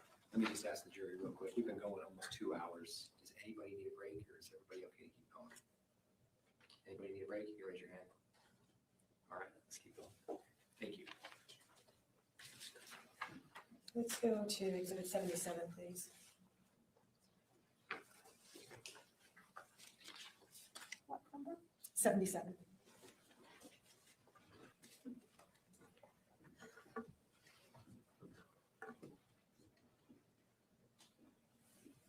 Megan says, I really think we should try the insulin with your vital signs still being so low. What are your thoughts? Casey says, yeah, I think Becky was trying to tell me that, but I couldn't stay awake or focus on what the hell she was saying. Let me stop you for just a second. Who is Becky? Becky is one of the fake hospice nurses. All right, that Casey made up and was telling Megan about? Yes. All right, and after that, what happened? Megan says, ha ha ha, I can understand that. Casey says, yeah, I just hope it will help. But where my body doesn't absorb medication good, I feel like we've tried it so many times and it doesn't work. So I don't know if we should wait and do it after that surgery or just do it. I just hate to waste $900 if it doesn't work. Let me stop you again. What have you read text referring to a surgery before this mention? Yes, so one of the narratives between Casey and Meggan was that Casey couldn't absorb medications like the average person, and that Dr. Masto was trying to schedule a surgery that would help Casey absorb and metabolize medications normally so that she could pass away. All right, go ahead and continue with the text messages. Meggan says, but if we try the insulin, I want to make sure that I come and help you do it. Casey says, yeah, I would appreciate that because then if I'm asleep, you can give me the rest of what I need. Meggan says, That's okay, we can move from there on to number 79, please.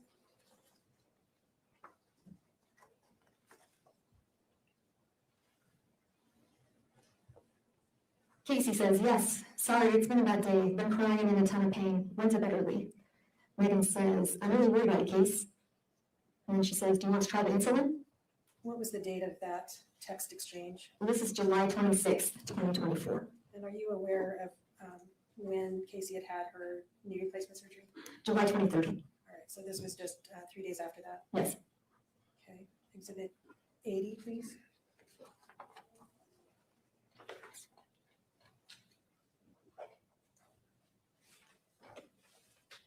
Meggan, here is where you and I differ the most. I think, and it's the same with Mitch, you two are actually so alike. Your focus is the now, like you want relief now. Whereas I was focused on doing the insulin because it's a long-term solution, not just for the now. We need a permanent solution, Casey girl. As you reviewed all of these text messages between the two of them, did you notice any that appeared to be blatant falsehoods? Oh yes, a lot. All right.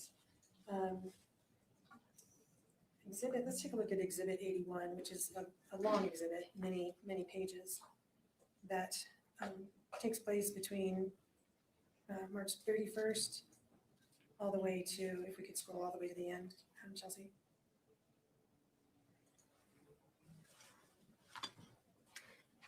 July 18th, 2024.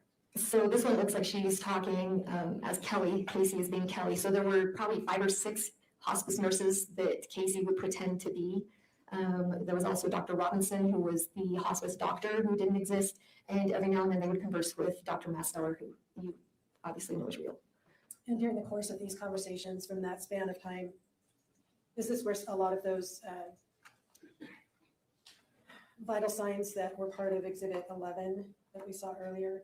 Yes, I believe they started a few months prior, but this hospice thing started in April, and that's when they really picked up with the vitals. Okay, there were pages and pages of fake vitals that we talked about with Dr. Masto, you recall that? Yes. And that all came, well, that came from this exhibit in addition to some of the others over the course of time between these two. Yes, from the text messages, yes. All right.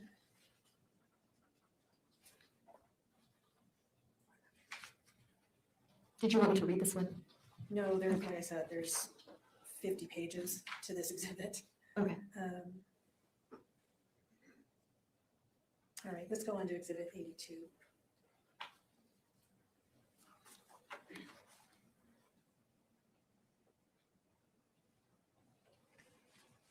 Casey says, but I'm getting 9 bottles, so that should do it, I'm hoping. All right, let me ask you a question about the bottles of insulin.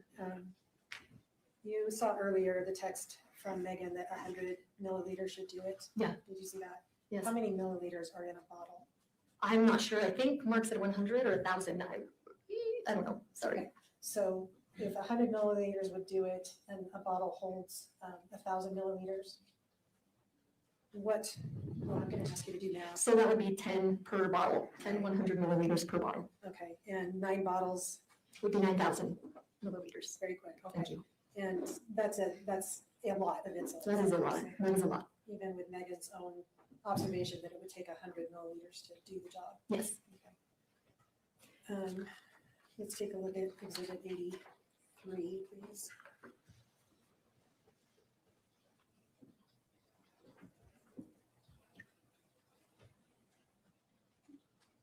Casey, it would appear she's in the role of a hospice nurse. It says, I have no idea how someone's heart rate can be that low and it doesn't just stop.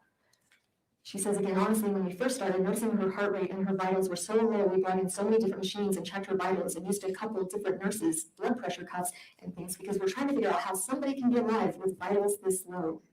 The doctor was even confused. Meggan says, it's a total mystery. Exhibit 84.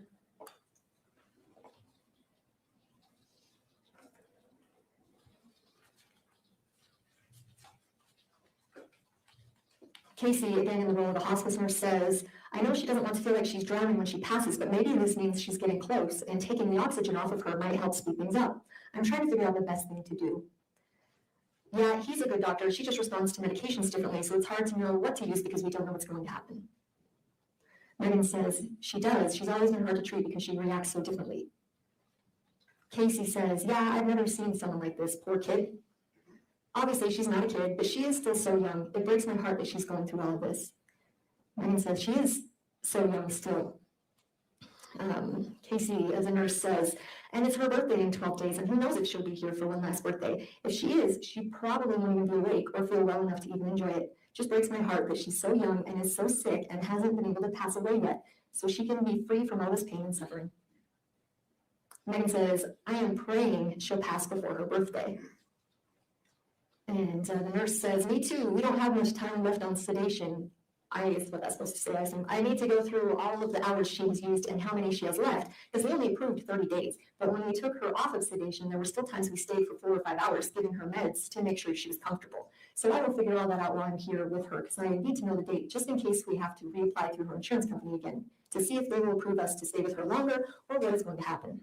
But I want to make sure we get the paperwork in at least 10 days before, even if she still happens to pass away before, knowing if we need it. And at least that will give them time to decide if they will approve it, and then we don't have to wait like we did last time. The insurance company drives me crazy. They want so much paperwork all the time, and they take forever to make a decision because they don't want to pay for it. Well, guess what? If people pay for insurance, they should get the care they need. Drives me crazy. I hate dealing with insurance companies. And this group of text messages, you understand to be on Casey's phone, pretending to be other people. Yes. Texting Meggan. Yes. Switch notebooks.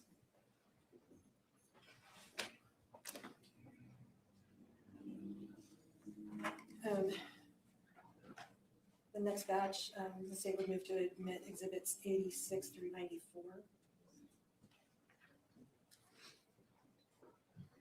So, thank you. Court received states 86 through 94. I'm going to skip up to exhibit 89.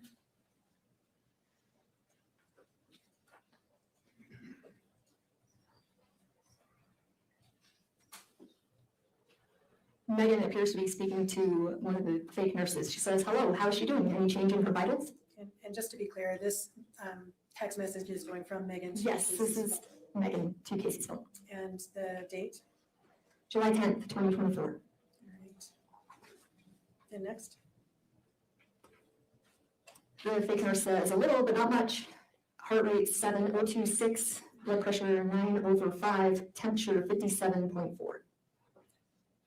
Meggan says, oh, how I don't want to have to wake that poor girl up again. I wish her heart would just stop. Casey says, I hope it will too. Let's go up to exhibit 92, please.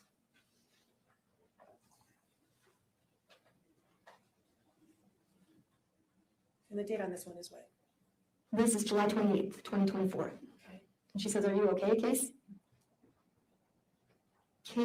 From Casey's phone, it says, hi Meg, this is Dr. Malcolm Masteller. Casey hasn't been doing well at all today, and I ended up bringing her to American Fork Hospital because I couldn't get a catheter in her, and she's been retaining so much fluid and can't pee, which is making her leg pain a lot worse.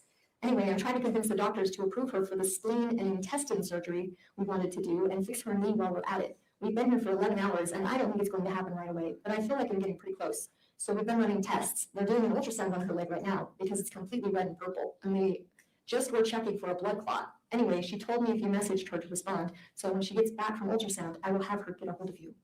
Okay, let's skip the next three and go on to the one starting okay. Meggan says, okay, thank you. Any idea why hospice has just seemed to drop her since she fell and broke her leg? It is so strange. From Casey's phone, it says, I have no idea. I got in an argument with Dr. Robinson about them neglecting her, and he wouldn't say much. So I gave Casey referrals to other hospice companies, and I hope she will choose a different one. But I told her I would take care of her until she got things figured out. Even when she has a new hospice company, I will still work with her, but I don't want her to be in as much pain. It's not fair to her. Does Dr. Robinson exist? No. All right. Let's skip the next one and go down to, I agree.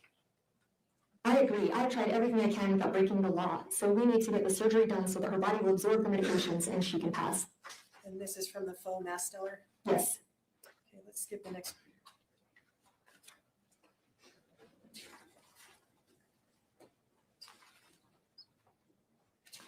Hang on, down all the way to, do you think?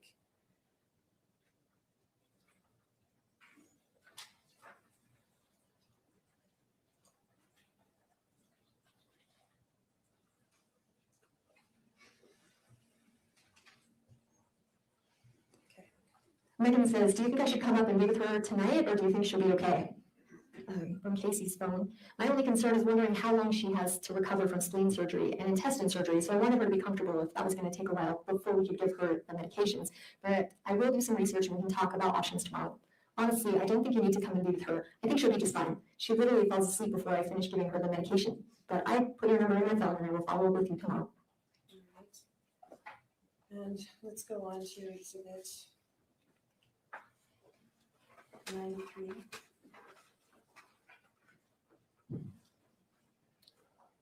Let's go to the third one. Meggan says, does Dr. M know how poorly you are doing? What's the date on this one? This is August 6th, 2024. All right, let's skip down a bit to maybe emphasize.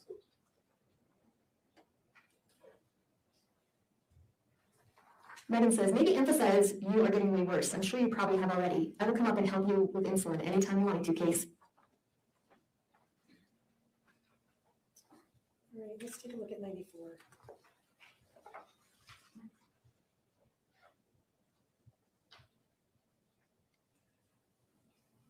Meggan, last night you asked me to think about what I thought you should do. Do you remember that? Casey, did you come up with a plan? Amber's here and she's just getting stuff set up, but I'm hoping we came up with a plan so you can tell me before I fall asleep. But who knows, I might not fall asleep because yesterday I didn't. Who is Amber? Another fake nurse. And next. Meggan says, my thought was give him until Thursday night. And if you still don't have a plan from him, try the insulin over the weekend. Who is him that they're referring to? Dr. Masteller, he's still trying to arrange that surgery. Okay. Casey says, that works for me. All right. Let's talk about another category of messages. And these are ones in which Meggan is offering to help Casey. In dying, as you read through them, what seemed to you to be the trend when Casey asked for or Meggan offered help? It seems like they would usually come up with a plan to have Meggan come over and help Casey, and then Casey would deflect. She would find a reason for Meggan to not come over. That was what it appeared to be when she invented the doctors and the nurses. It was just kind of a big ploy to keep Meggan out. And we've seen a little bit of that already in some of these exhibits that we just read, for example, where so-called Dr. Masteller said, don't come and see her today. Yes. All right. State moves to admit exhibits 95 through 112. Go, Judge. Thank you. Report received, states 95 through 112. Thank you. What is happening on exhibit 95? Can you read that one to us? And we're going back to 2020 again on this, correct? Yeah, it looks like June of 2020. This is Casey, I'm so sick of being sick and feeling like this. I can't stop shaking and throwing up. I hate it. I don't know how to let go. Seriously, tell me what I need to do, please. And Meggan says, I don't know exactly, Case, but I'm sure my dad would be happy to come over and give you another blessing if you'd like. Even a blessing of release. And Casey says, I don't want to ruin your plans for this weekend. And Meggan says, oh my gosh, are you even kidding me, Case? Stop that. Going to the cabin is just going to be a whole lot of work for me. Our weekend plans are certainly not important in relation to your suffering. Okay. Let's take a look at 99.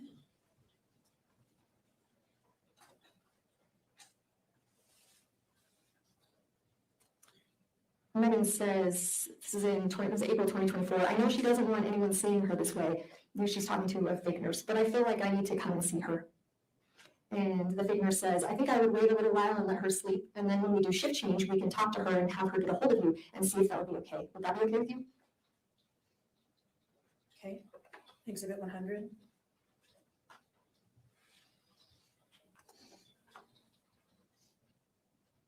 Meggan says, well, this would have been a good day for me to come up and help you with the insulin. It's April 15th, 2024.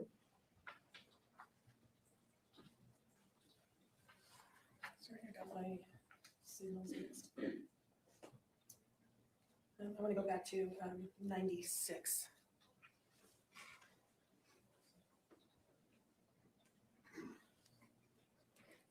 Meggan says, this is April 26, 2024. Yes, let's do insulin tomorrow. Let the nurse give you the medicine to help you. And Casey says, you're totally okay with that? I just don't want to ruin any plans. If you have any tomorrow, I know I think way too much into it, but I care about you too. I just want to do what works best for you. Okay. And up to exhibit 101.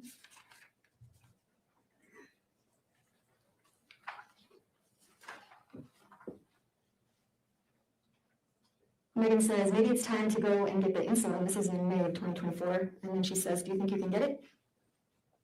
Casey says, I'm going to call the pharmacy right now. The pharmacy, and then she says a little later, the pharmacy's out of stock on the insulin. They said they could order it for me, but it could take anywhere between 7 and 10 days. Okay.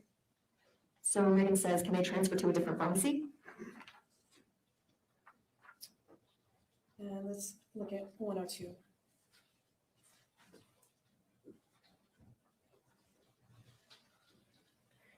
Meggan, this is July 26, 2024.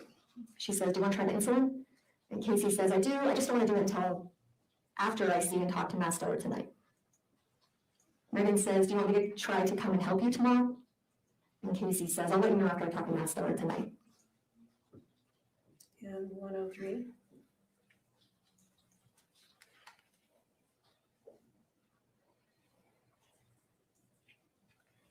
Meggan says, okay, no pressure, just here if you need me. And Casey says, I appreciate that. I honestly just don't know if it will work. Hell, even an epidural wouldn't help me. And Meggan says, we are trying to run you, Case. We are trying to help you pass.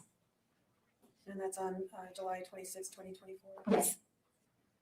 Let's take a look at exhibit 104.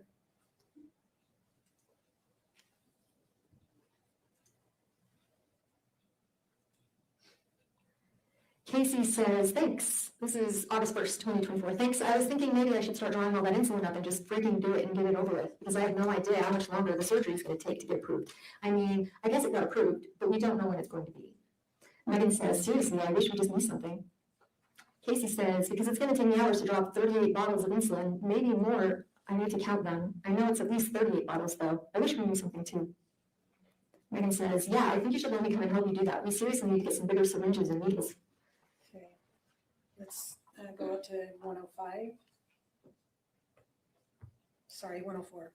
Wait, that was 104. Yes, 105, please.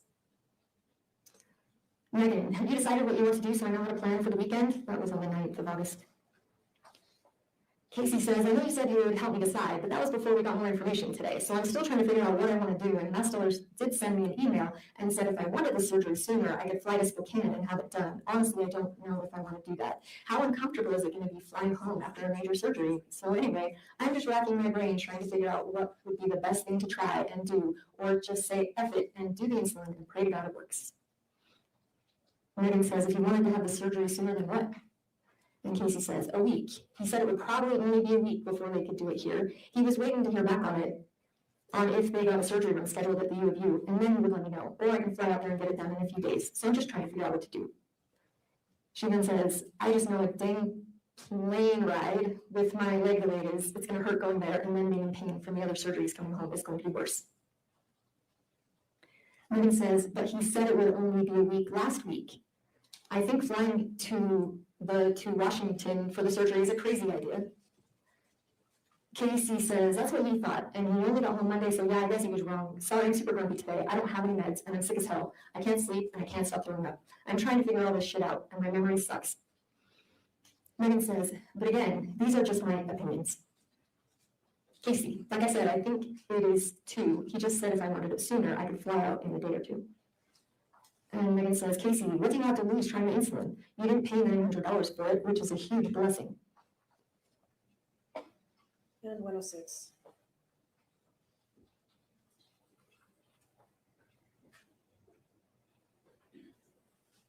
Casey, This is August 9th, 2024.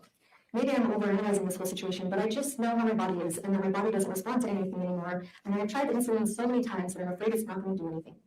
I'm stressed out, sorry. Meggan says, but if it doesn't work and you end up having the surgery, they're going to give you medication after the surgery to help you pass anyway. So you're not going to need the insulin after surgery. You've never tried that much insulin before, Casey. Casey says, that's true, but a part of me is still worried. What if the surgery doesn't work? That's true, I haven't, but 9 bottles would kill a normal person. Hell, 1 would, and 9 didn't even do it. Like I said, I'll do it. I just hope I don't wake up because I'm just going to be disappointed. Meggan says, I feel like there's something else that's keeping you from doing it, and that's what I'm trying to figure out. Casey says, I promise you there isn't. I'm just stressed out because nothing's working and I'm frustrated. I'm tired of waking up every freaking day feeling like freaking shit and nothing working. Meggan says, so you're out of meds and you're going to have to go the whole weekend without any meds? Casey says, I called Master and asked him if he would bring me some tonight because I was out, and he said he would drop them off, but it might not be until 11:30. But I did that because if we're going to do the insulin, I wanted to have the medication on hand as well. So don't think I'm planning on not doing the insulin. I'm just trying to figure out what to do. Last we talked, you said, let's wait and see what he says on Thursday. But I couldn't get in to see him until today. Wasn't sure if he wanted to wait and do the surgery or do the insulin. And then you said, well, I told you what I thought, and I honestly don't remember. So I've just been trying to figure everything out and go through our messages, but I delete most of the insulin messages most of the time, just in case anyone goes to my phone. So I feel like you're getting mad at me, and I'm not trying to like make you upset, and I'm not saying I won't do the insulin this weekend. I'm just trying to figure out if it's worth it to wait and do the surgery, if it will be soon, or just do the damn insulin. And if it doesn't work, then I guess we do the surgery. I've just been going through a lot, and I'm stressed, and this has been screwing with me mentally and emotionally. Meggan says, I'm not getting mad at you, Case. Casey says, I guess I just thought we were going to come up with a new plan when we talked to him on Thursday, but because he didn't answer me, I had to make an appointment. Meggan says, I said that we give him until Thursday, and if he didn't have a date for surgery scheduled, then we try insulin. Casey says, but he said it would be in a week, so I didn't know if that changed anything or if that's too long away. Meggan says, but the way I see it is you have nothing to lose doing insulin, because if it doesn't work, then you'll be having the surgery. After the surgery, you're going to be getting different medications to help you pass. So you are just going to have 38 bottles of insulin sitting around. Casey says, what day and time do you want to do the insulin? We'll just do it and see what happens. Meggan says, I'm not saying you have to do the insulin, I'm just trying to help you think it through. Okay, another category of text messages between the two of them I wanted to talk about is ones that Casey alluded to having attempted to kill herself by suicide, to die by suicide. Did you notice any of those in the course Yes. of your review? Yes, there were a lot of those. Okay, did you find any of them to be accurate as far as whether she had ever been treated for a suicide attempt? I couldn't find any information though. Okay. I want to move to admit exhibits 107 through 114 at this time. I think we're on 113. I think your last batch was 95 through 112. Oh, I went all the way to the bottom of the page. Thank you, Judge. Is that right? All right, let's go ahead and take a look at exhibit 112 then.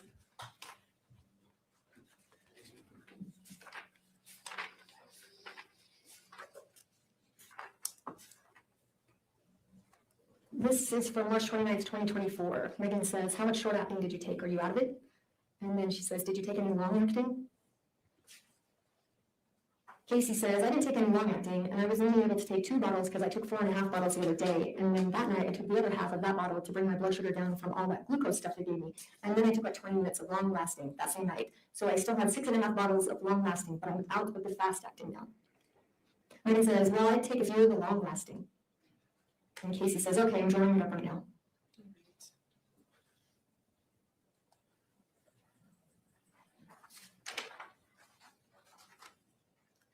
Are you aware during any of these text messages between the two of them of any other, we saw one where she talked about suicide by gun, correct? Are you aware of any other messages with any other people that indicated alternative means of suicide? With any other people? Yeah, Casey and any other people other than Meggan. No. Did you see any messages to an individual by the name of Kristen Clemens? Yes. Yes, I did. Can we take a look at exhibit 163, please?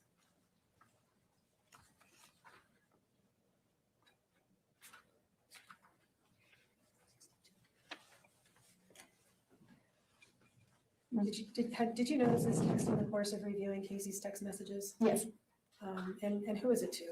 this is to Christian. Who is Christian? Christian is her friend that she was trading pills with. All right. Statements to admit, Exhibit 163. No objection. Court received states 163. Publish it.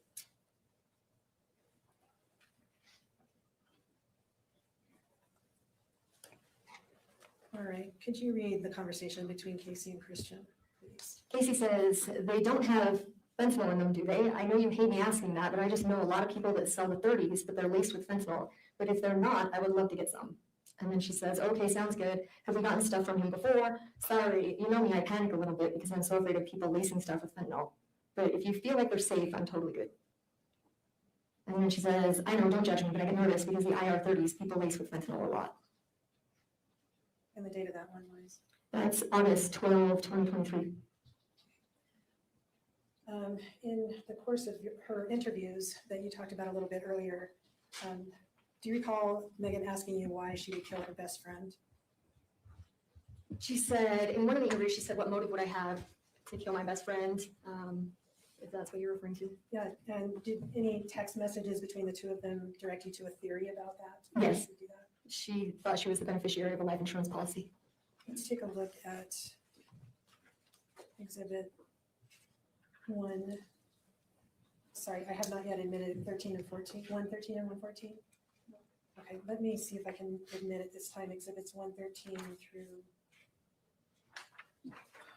126, please. 126. Yes. Your Honor, may we approach?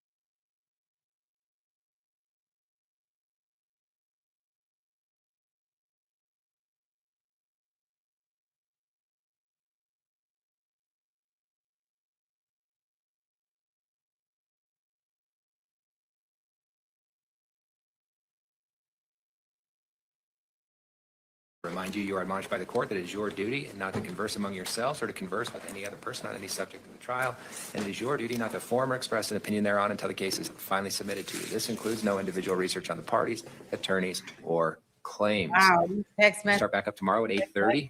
Text You guys are pros at this now. You know the drill. We appreciate your efforts.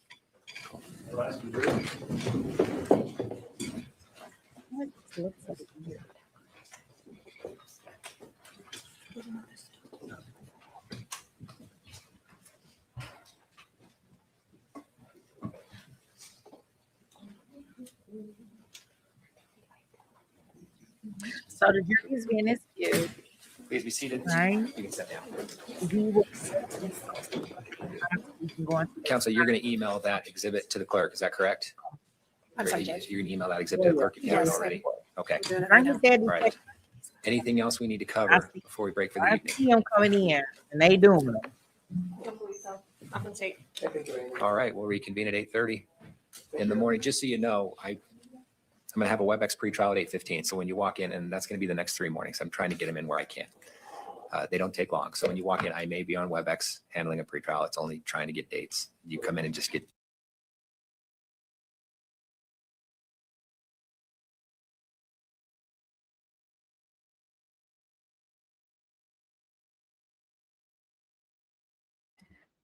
Is she guilty or not guilty? That is the question. One for guilty. You tell me. I don't want her to be guilty off of text messages because she may have been a bad friend. Oh no. No, no, no, no.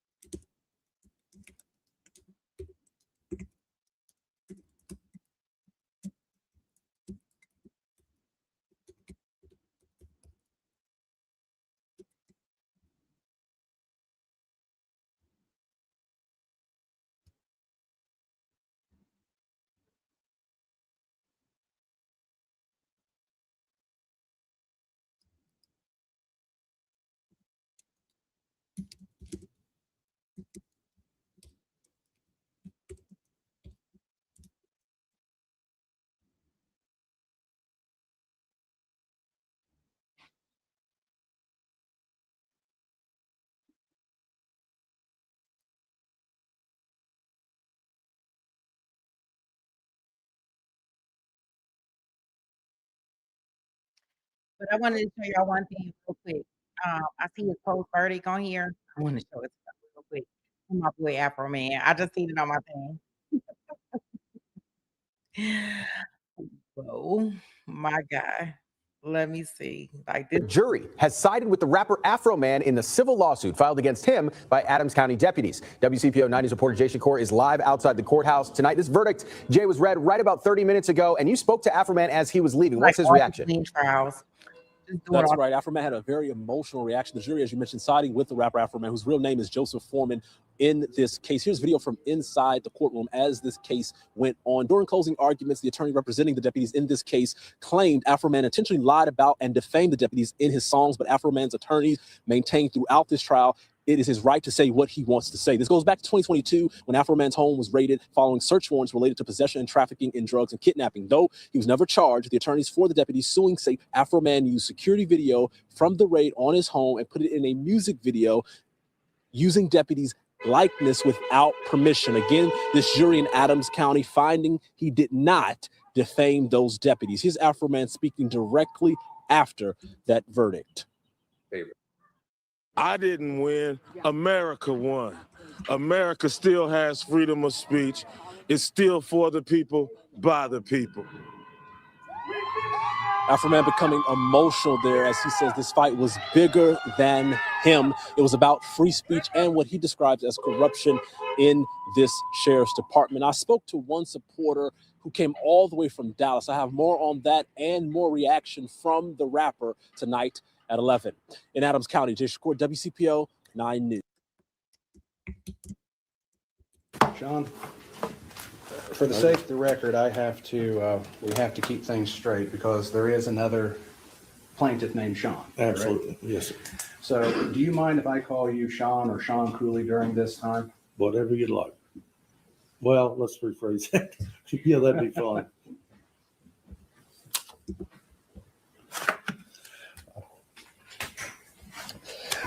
I like to pick right up with this visit to the Pennsylvania border.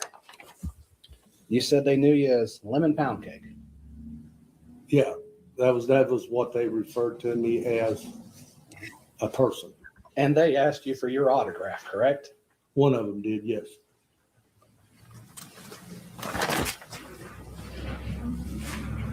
And so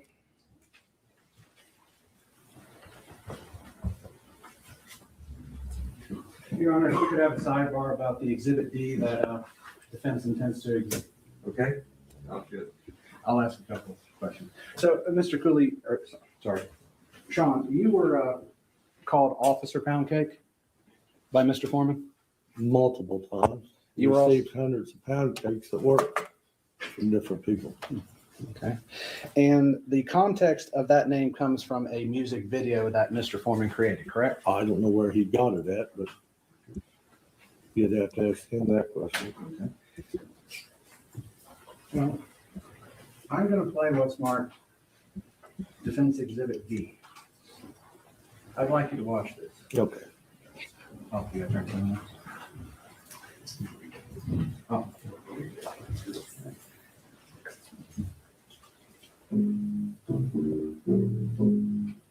Oh, no. We were not going to Pound Cake again because Pound Cake messed me up. We will not do that again. But what I will do is I will get us back into our trial. I just seen that, and I know a lot of people were looking for, any interviews that he had afterwards. No, we put it to our day 5. No. We are not doing Pound Cake again. They showed put a video on my thing like you cannot show his video taking the trial.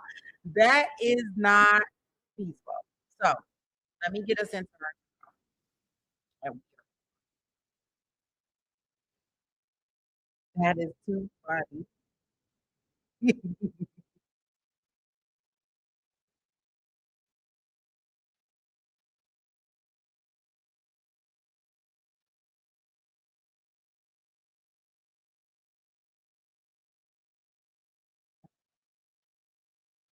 Here.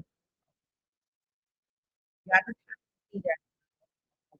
Look forward to it.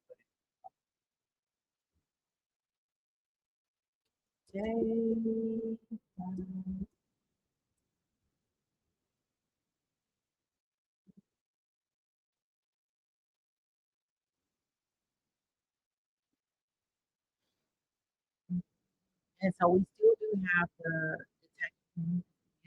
We'll go back into it.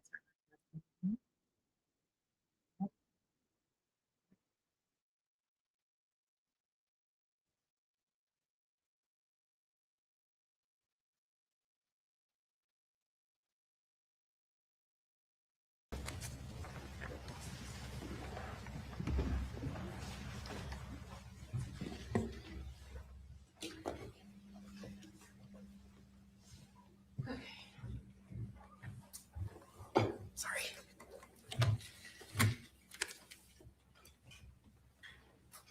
Good morning, Detective.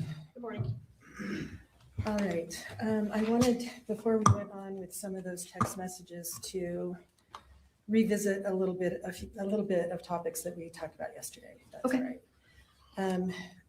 First, you had mentioned during the search of the room that you saw medical stuff in the closet. Yes.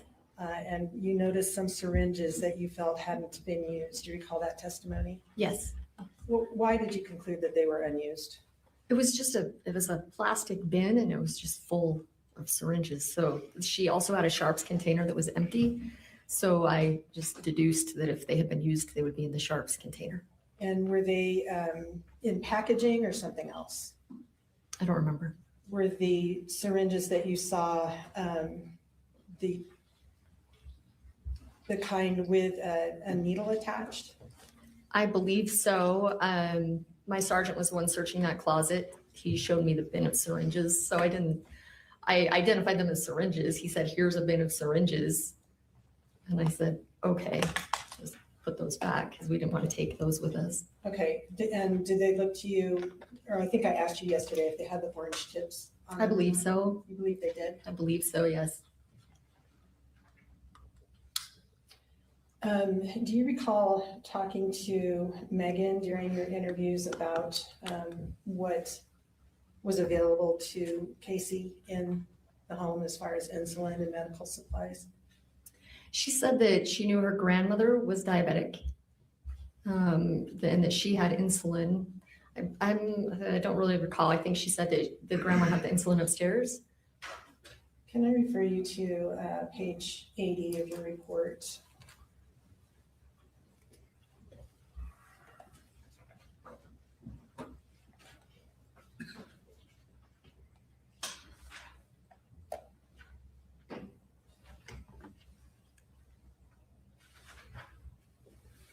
My page 80 is blank. Is this us during the interview? Was it the third interview?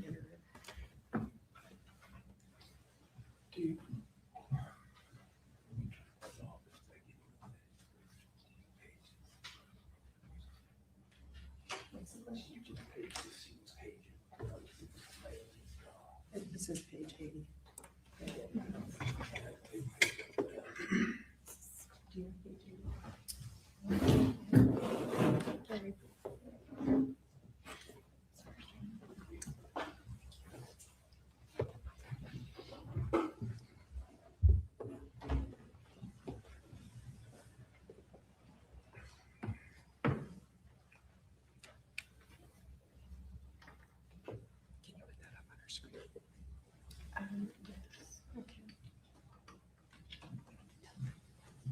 I'll put this up on your screen.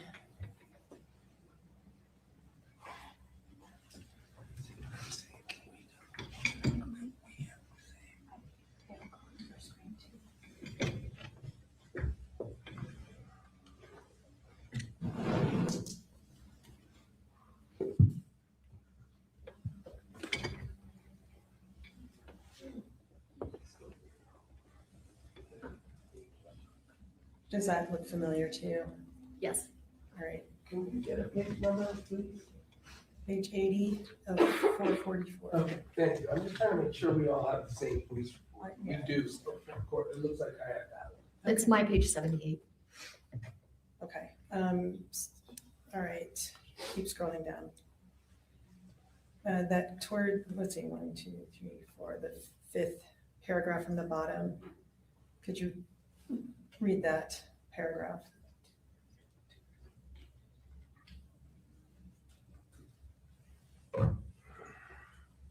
The 5th from the bottom? Yes. Beginning, she said that. Oh, okay.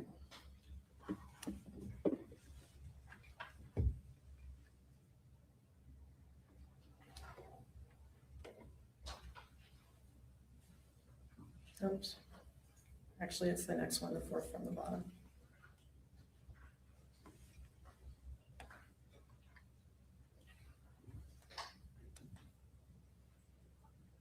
Okay. Does that refresh your recollection as to what Meggan said about the availability of medical supplies at Casey's house? Yes. What did she tell you? She said that her grandma was diabetic and that Casey had medical equipment all over, including the saline syringes to flush her port and items like that. Okay. Did you find any saline in the house? Yes. In Casey's bedroom? Yes. Where was that? It was all over by the time I got there. It was in I don't know where it was originally. There was some, I believe, by her bed in a box. I remember asking Mark what they were going to do with it. He said he was going to puncture those bags and just throw them away. There was also more in the closet with all the medical supplies. Okay.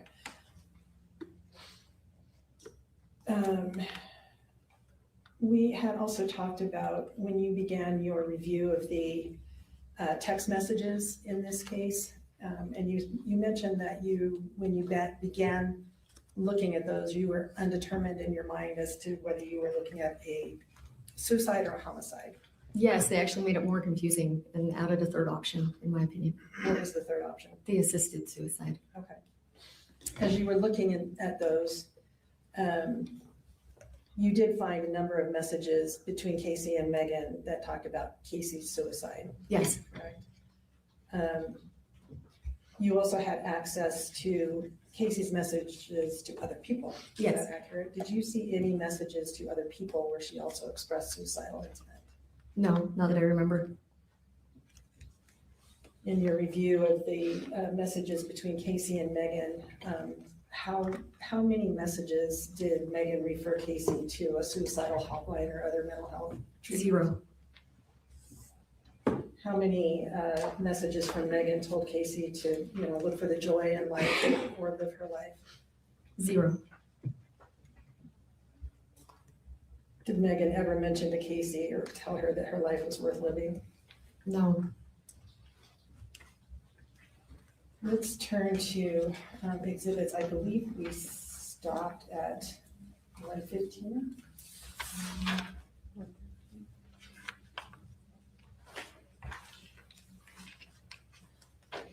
We stopped at 112. Okay, but we had admitted, We talked about, I believe we talked about offering 113 to 126 for those received. they were not able to offer. Let me just go ahead and see if we can admit 113 through 136, 137, sorry, at this time. 113 through 137. Mr. Williams? No objection. Other than previously indicated. Thank you. Court will receive states exhibits 113 through 137. Appreciate that.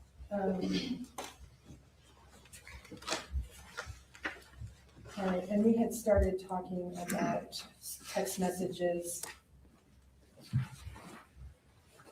I'm not sure if I asked you this. During one of her interviews, do you recall Meggan asking you whether or why she would want to kill her best friend? Yes. She said, what motive would I have to kill my best friend? All right, and in reviewing these text messages between the two, did you find something that seemed to address that question? Yes. What did you find in general? The perceived life insurance policy that Casey held that Meggan thought she was the beneficiary of. All right, let's take a look at exhibit 115, please.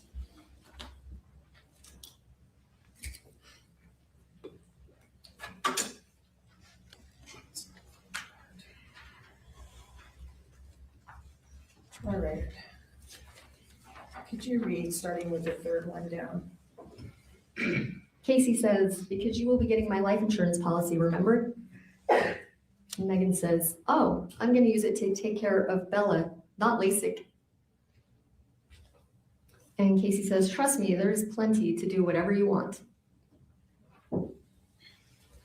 And Meggan says, a tummy tuck, a facelift, and eyelid surgery? Casey says, yes, ma'am. We're gonna go on to exhibit 116, please. You can read the first 4 of those text messages. Meggan says, here is a random question for you. How on earth did you get approved for a life insurance policy with all of your health stuff? And Casey says, I bought it back in 2011. I wasn't as sick back then, but when my dad died, I decided to get one too because my dad always tried to make me get one, so I did. Ah, said Meggan. Okay. And that was, what was the date of that text message? April 9th, 2020. And on exhibit 117?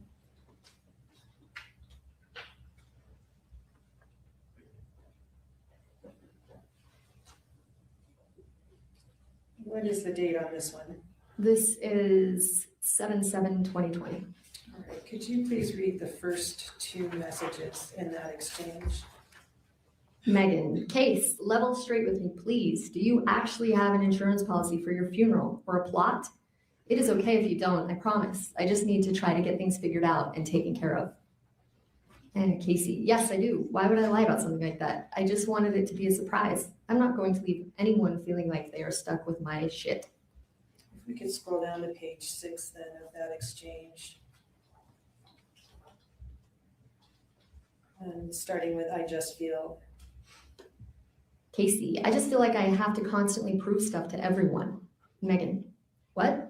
You cannot leave me a life insurance policy for $1 million? That's insane. You don't need to prove anything to me, Case. Nothing at all. Truly, I was just trying to get everything set up for you to have a beautiful funeral. Casey, I know you were. Thank you for helping me. I want to leave it to you. I bought it back in 2011 and have kept it going. When I got divorced, I thought about cashing it out, but then I found out I was sick and you came into my life and have truthfully been the one person in this world that I wanted to leave it to. You have done more for me than anyone and have shown me what a true friend is. You have welcomed me with open arms into your family, and I wouldn't want to be anywhere else. I know there's no way that I could ever repay you for what you have done and given to me. So if I can leave you with at least this, please let me. Meggan says, Case, I can't even comprehend that. I cannot imagine having that much money. Casey, I don't know if you really know how grateful I am for you. I know for a fact Heavenly Father blessed me with you. I sure love you. Okay, let's take a look at Exhibit 118, please. Sorry, 153.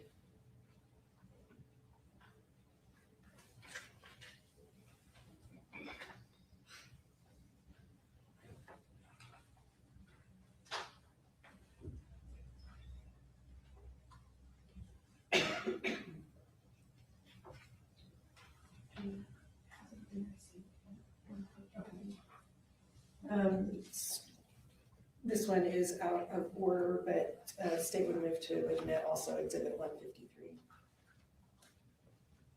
No objection. Thank you. I'll receive states 153.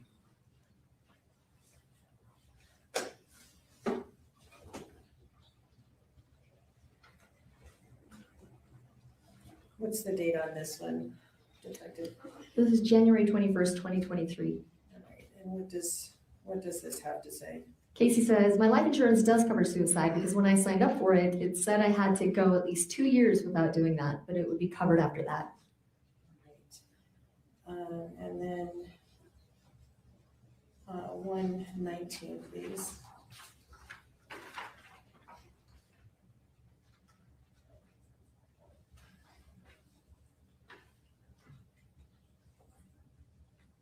Meggan, Case, can I ask you a question I really shouldn't? Is the money thing for real? I don't think Mitch and I are going to be staying together, and I need to know what I'm looking at as far as being able to take care of Porter by myself and how much I'm going to have to work, whether it be 2 or 3 jobs. I'm so sorry to ask, I really am. I feel really uncomfortable asking, actually. Casey, yes, I promise it's for real. I have made sure to keep everything current. I started my life insurance policies after my dad died because I knew I would need it with my health problems. I wouldn't lie to you about that. I wanted to surprise you with it, but I felt like I needed to let you know so that you would know to contact the attorney if anything happened to me. You can come get the paperwork if you don't believe me. I just had other surprises and things after I passed. That might sound weird, but I know if I lost a best friend, it would be hard, and you might find comfort in that. That's the only reason I haven't given you the stuff I have yet. Okay, and 120, please.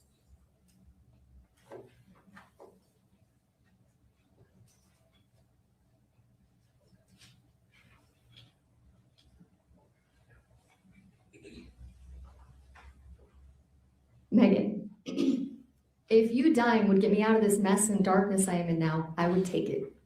What was the date of that text message? It's February 8th, 2024.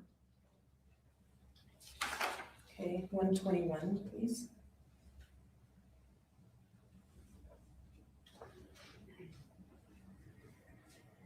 What is the date on this exchange?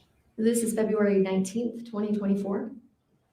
Casey says, I still have over a year paid up on it. I pay 2 years at a time, and I'm not going to let it expire. I will figure out how to get it paid. I'm hoping I'm not still going to be here in a year, but I wouldn't expect you to pay for it. Kylie doesn't know I have a life insurance policy, and she's already said she would pay for it. That's why she asked me if I would be cremated because it would be cheaper. I would never let it expire and leave that on you. At my doctor's appointment last week, they got my blood work and PET scan results back, and it showed that the cancer was in my breast tissue now as well. So obviously things are speeding up pretty quickly, and I don't think my body's gonna last too much longer. We could go to Exhibit 122, please.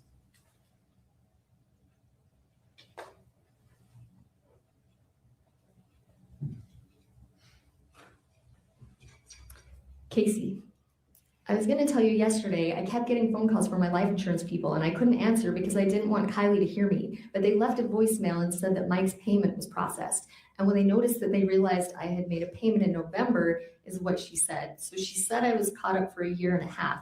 and wanted to know if I wanted them to refund Mike for this last payment or just keep it on there. And then if I was to pass away, they would just credit it onto my life insurance policy. So apparently I did pay it, and so now I'm covered for 4 years.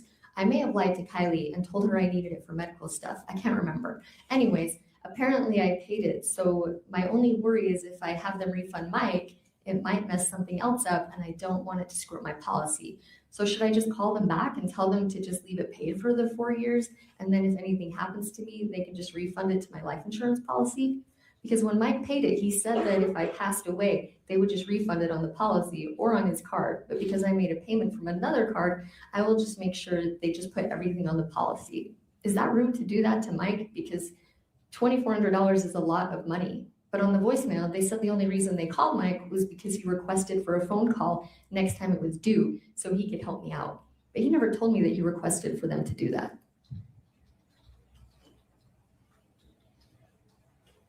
You need to get some sleep. I feel like shit. I've literally been sitting here bawling because I don't feel good, and then I get super grumpy every time my aunt comes in to ask me questions, and I feel like a jerk, but I just need to try and fall asleep so I feel better. Megan, well, hopefully you won't need it for 4 more years. I'll be up that way a little bit later this evening. Want me to come by and help you? Casey, I hope not. I just didn't remember paying it. I remember talking to you about it, and I remember saying I needed to go through all my paperwork and figure out when it was due, and I will get it figured out. And I guess I got it handled, but I forgot. And when they called Mike to ask him about the payment, they didn't realize that I was already paid up on it. So now they just want to know what to do.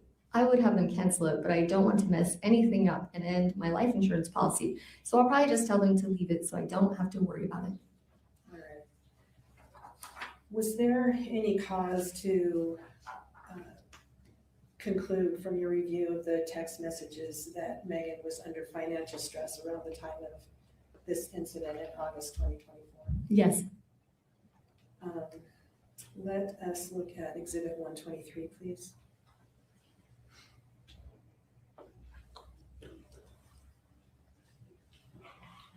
What was the date of this one? This is September 5th, 2023.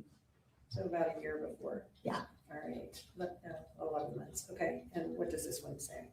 And Megan says, I'm feeling pretty defeated. I just had to throw my entire freezer in the garage away because it got left open and everything got ruined. Hundreds and hundreds and hundreds of dollars of food. Then last night, when I went to get Porter some applesauce, I discovered a leak in our foundation, which leaked into my food storage area and ruined more stuff. Just one thing after another, you know. We'll be eating canned beans for the rest of the year. Casey, I wish I had tons of money that I could just give to you and make your life easier. Honestly, I feel guilty that I haven't passed away because I know that when you get my life insurance policy, your life is going to be so much better. And I know you probably don't even care about the money, but to me, I'm like, I don't want to be here. I don't feel good. And so for me to be able to pass away, that would be a win. And then you getting some money so that you can get out of debt and stay at home with Porter, you have no idea how much I would love to give that to you. And 124.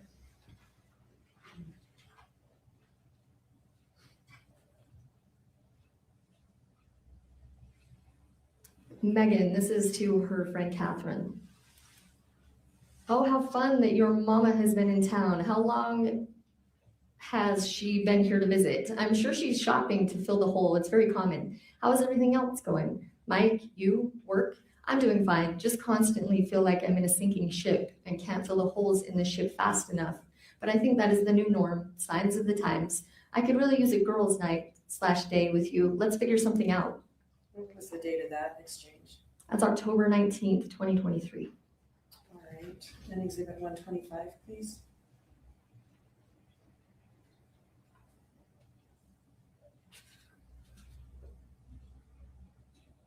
This is Megan to Casey.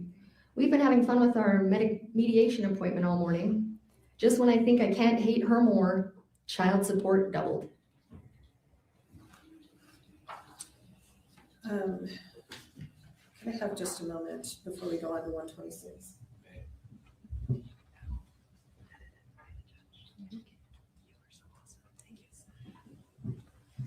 All right, could we look at number 126, please?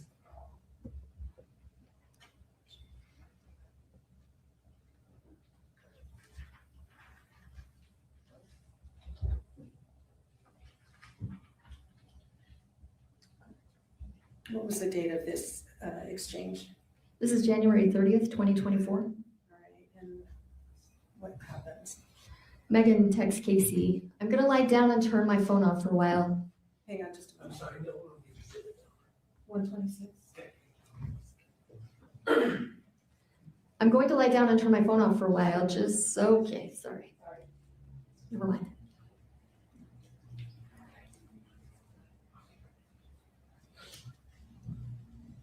Sorry.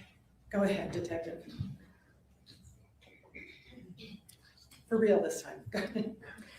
I'm gonna lie down and turn my phone off for a while. Just so you know, I am an absolute mess. I lost my job this morning. I'm sick about it. We're gonna lose everything, Case. Our house, Mitch's stupid truck, our lives here. I'm feeling so hopeless and so discouraged.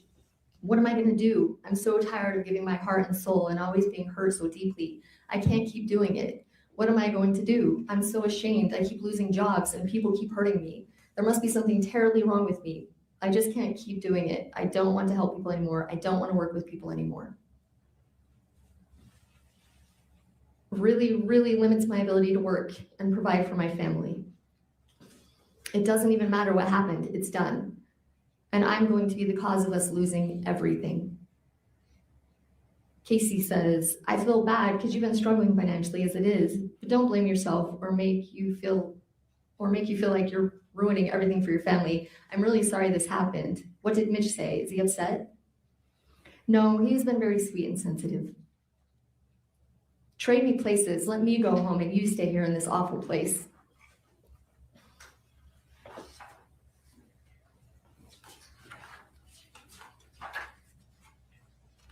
And 127, please.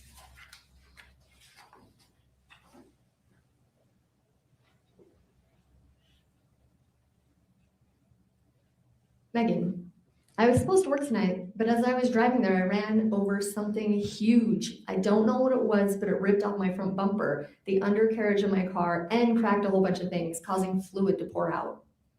Casey says, are you okay? Meggan, I don't know. Casey, did you get hurt? Meggan, physically I'm fine. Casey, I'm sorry that happened. I'm glad you didn't get hurt. You've been through so much these last couple of weeks. I'm so sorry, Meg. Can I do anything for you? Meggan, I wish there was something you could do, Case. Unless you won the lottery last night, I can't think of anything. Casey, I'm sorry, Meg. If I could just freaking die, you would be fine. 128, please. Oh, I'm sorry, what was the date on that exhibit 127?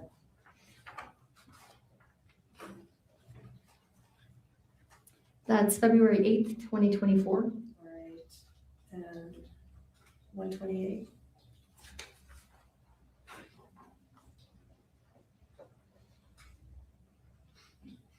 And that was the same day, correct? Yes. Meg, Mitch just told me we were probably going to owe on taxes this year. Good gracious, Case. I'm feeling so damn defeated. I seriously can't keep going, Case. It's like this hopeless darkness. I don't see a way out of it all. Casey, I get that. I'm so sorry. Whatever happened with court and Amber, did Amber win and did child support get increased? I wish I could just pass so you could get out of this mess. I talked to my bishop the other day asking him why I'm not passing because I've had blessings of release and that in my blessings it said I had completed everything I needed to and I could go home. But the way he explained it to me is that we don't get to say. And when we go, because I asked him, like, how is this my fault when I pray and I beg to go home and I might have anxiety, but I don't understand why Heavenly Father would hold that against me. And he said that everybody has a time already of the day that they will pass and that I don't have control and I just have to have faith that Heavenly Father will take me when he thinks it's time, which I said doesn't make sense because I've had blessings and he has told me I could go home. I've done everything I needed to do. So I don't know what to do anymore. I'm just so freaking lost on the whole thing. Meggan, if you dying would get me out of this mess and darkness I'm in now, I would take it. Court, child support doubled. It has been kind of a nightmare because I put my foot down about some things which have caused great waves in the air, a real rocking of the boat.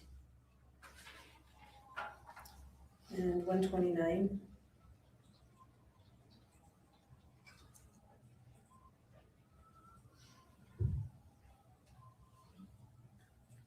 Meggan, I'm doing okay. We just got the estimate back for repairs on my car and it's about $4,000. What date was that one? That's February 9th, 2024. And exhibits are out of order again, 156 and 157. Didn't we just do 156? Yeah, 153. Oh, thank you. State would move to admit exhibits 156 and 157. Mr. Williams. Thank you. Well, the city states exhibits 156 and 157 be published. I want to look at 157 first, please.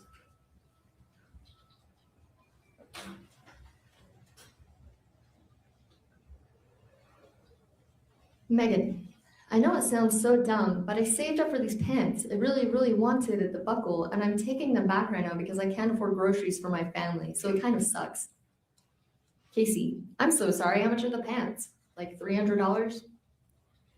Do you have your Venmo card on you? I sent you $300 and like $20. Might be less because my credit card wouldn't let me send it unless I turned on like scam protection, and sometimes they take a small fee when you do that. And what was the date of that exchange? That's July 29th, 2024. All right, and 156, please.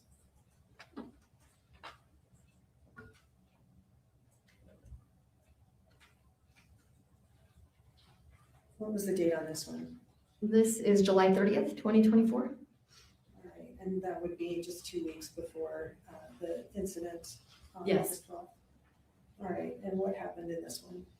Meggan says, I was like $28 and some change shy at the checkout. So embarrassing. But this super cute little older lady behind me ended up making up the difference.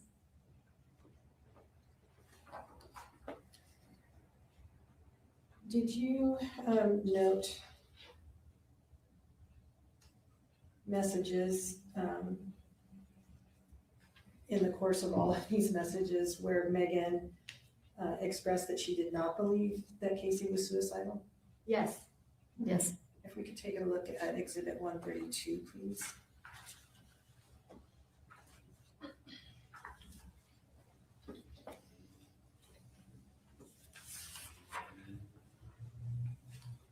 Meggan, no, you just asked me to help you today, which you've done several times, and I plan on coming to help you and end up waiting all day to hear from you and never do. It is just frustrating sometimes. I'm not stressed, but I'm sorry you are. I don't think you want to try to off yourself, and I completely understand that.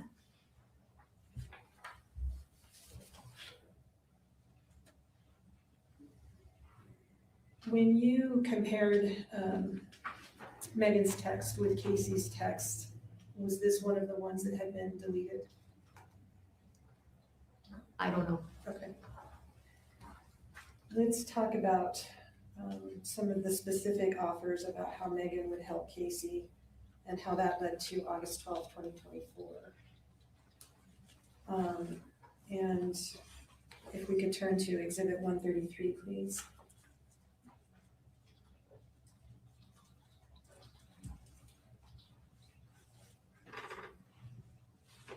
What is the date on this one? This is March 1st, 2022. Let me go down to the fourth text in that series. Meggan, how did I not see this message? Dang it, I'm so sorry, Case. Honestly, I think with the insulin, someone, should probably be me, should stay with you and continue to give doses so it will actually stay low and you can pass. Does that make sense? We can figure out an evening I can come over and help you if you want to try it that way. Casey says, that would be great. Thank you, Meg. And 134.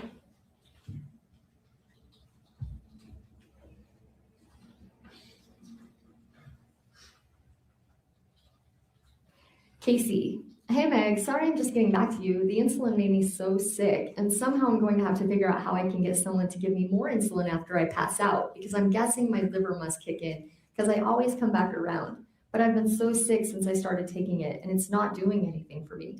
I mean, my sugars are low, but I don't understand what else I need to freaking do. I'm guessing if once I pass out, if I could have more insulin, that might do it. What was the date of that text message? September 10th, 2022. How did Meggan respond? She said, I can help you do that if you want me to. I'll do whatever you need me to do to help you. And exhibit 135, please.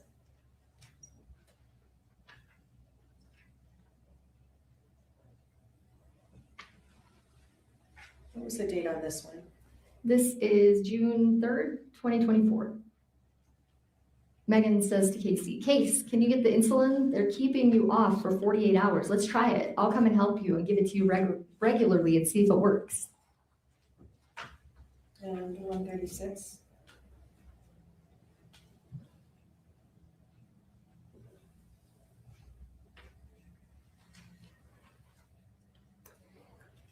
Meggan, Case, do you want to give this stuff a try? I'm not trying to pressure you. Just think through things. Sorry. Casey, I ended falling asleep early because my meds showed up at 9. So when you messaged me, I was trying to stay awake. I'm sorry. I didn't realize the meds would work that fast. Anyway, send me a text when you get this and we will figure out what the plan is on when we're starting. Meggan, I'm here, just don't want to wake you. Casey, well, I feel bad. When I was texting you, I fell asleep and it was literally within 2 minutes, but I took a double dose of promethazine and Xanax and some pain meds and it knocked me out. Meggan, you are just fine. Casey, I hope this doesn't wake you. Just wondering if you decided a day or time to do this. I just want to make sure I get everything ready. Meggan, Case, we read that one. Do you want to try the insulin? I'm not trying to pressure you at all. I'm just trying to help you think things through. Casey, I'm not trying to be annoying and bugging you, but I know this has been stressful for you and you feel like I can't make up my mind because I can't. I'm trying to figure out what the best thing to do is, but I understand if you don't want to deal with it because it's stressful and you think I'm not going to do it. I am, and I can just do it myself if you don't want to now. I've asked you like 5 times in the last day, what day and time works best for you? And you haven't responded to that question. So I don't know what you're thinking now. So I apologize that I stressed you out because I was so worried about upsetting Masteller and not doing what he wants me to do or upsetting you. But it's not like I love living like this. So I can just push everything through my port. But I was just curious because I wanted to start drawing up all the bottles because I know it's going to take hours. And I need to do some laundry and a couple things. So I wasn't sure what you want to do. But at the same time, it's your last weekend with Porter before he starts school. So I get that too. Anyway, you just let me know what you think because I'm probably thinking all the wrong things. She goes on to say, yeah, I've been asking you like 4 or 5 times since last night, and I wasn't sure if you were just ignoring me because you thought I didn't want to do it anyway. I was sending that text before you sent me the last one. Meggan, no, not at all. And you haven't been stressing me out. I don't know if my text came off short because I was using talk text in the truck and it's loud and sometimes doesn't pick the messages up well. So I usually try to keep them short. I'm here to help you, Case. I would make it work today, tomorrow, Monday even. You just tell me what you are most comfortable with. And you don't have to draw it up all by yourself. I would come and help you. Let me stop you for just a second. That was August 10th, 2024? Yes. And do you recall or know what day of the week that was? That would have been Saturday the 10th. All right. Okay, go ahead. Casey, okay, if we could do it tomorrow, that would be best for me. You just let me know what time. Meggan, that is absolutely fine with me. I will come and help you anytime you want me to. Casey, just whatever time works best with your schedule. Thank you. If you're okay with tomorrow, that would be best. You just tell me the time and we'll do that. But get some sleep and we'll figure things out when you wake up. Meggan, and if you change your mind and decide you aren't comfortable trying it, that is absolutely okay. You just let me know where you are at with it mentally and emotionally. Casey, I just need to know if we get change if we can change until tomorrow. I spent most of the night drawing up the insulin. Anyway, my grandpa just came down to tell me to get ready because we have family coming over that are in town. So we could either do it later on today or tomorrow. I don't know. I didn't know we had family coming over because I can't go upstairs much with my leg like this. Let me know if you can do later on today or tomorrow. What day was that? This was Sunday the 11th, 2024 of August. It looks like 7:59 a.m. All right. She goes on to say, anyway, I stayed up most of the night because I knew you would be here early, but now I'm thinking we need to wait a little bit since my grandpa's brother and family are coming over. So I just want to know if you're okay with that. And if you're okay with doing it later tonight, or if you'd rather do it tomorrow, just let me know when you see this. I'm sorry, I know we already had plans figured out. I wish I would have known about my family stuff, but my fault because apparently I slept most of the day away yesterday. And is that the end?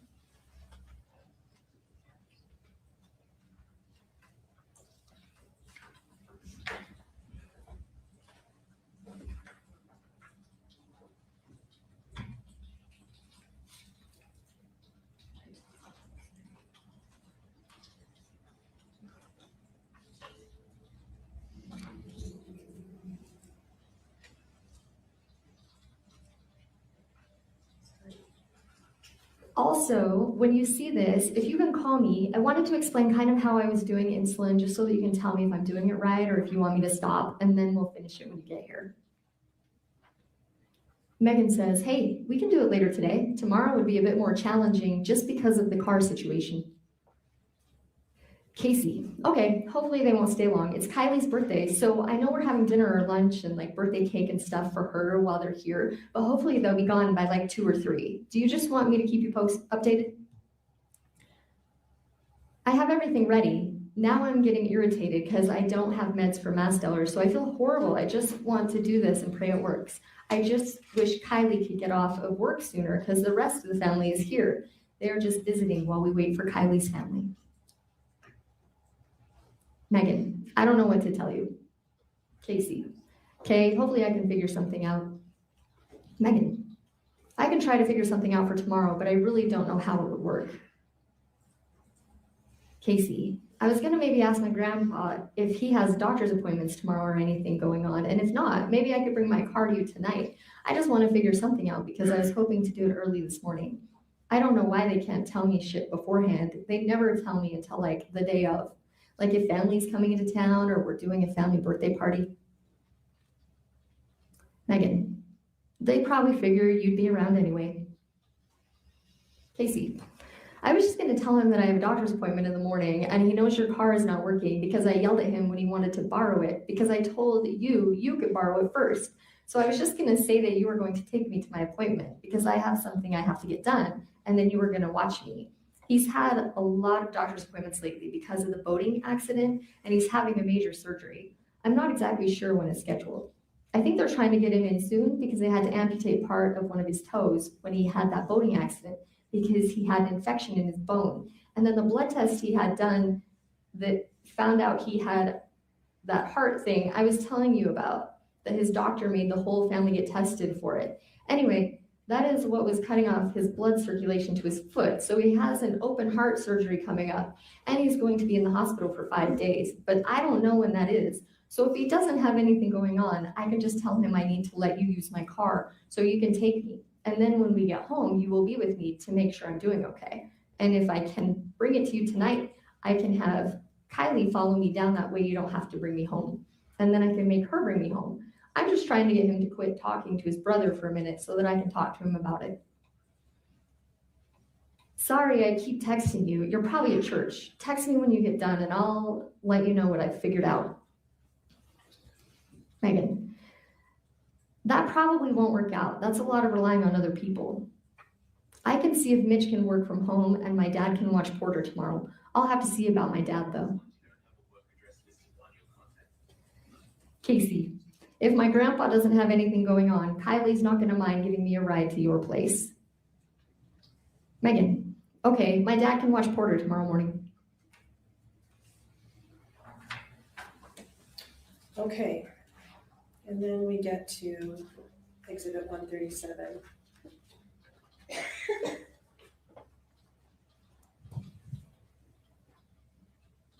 What is the date of this exchange? This is August 12, 2024. And the time? 9:45 a.m. Megan says, I'll be there in just a few minutes. And then she says, do you want to take some promethazine when I get there so that you are asleep when this is happening?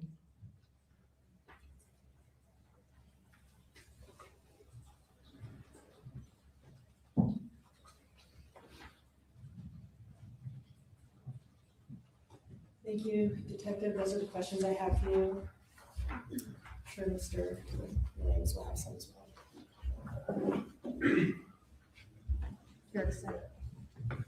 Yeah. Mr. Williams. Thank you, Your Honor.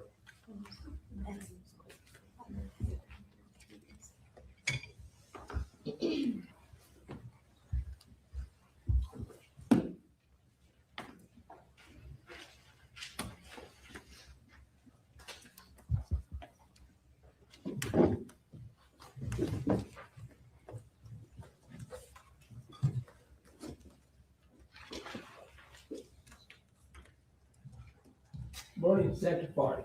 Good morning. Let's start, you gave a little bit of a description about you, your training, your department, your history, and some assistance you got from the prosecutors, investigators and such. Let me lay that out a little bit more fully, okay? Got my watch. So, now know right in front of the jury that I don't even know how to use my watch. That pretty much completes electronics. So, when August 12th, 2024 happened, your agency got involved because Robinson, Jorgensen, and Osborne were called out as the initial officers, right? Yes.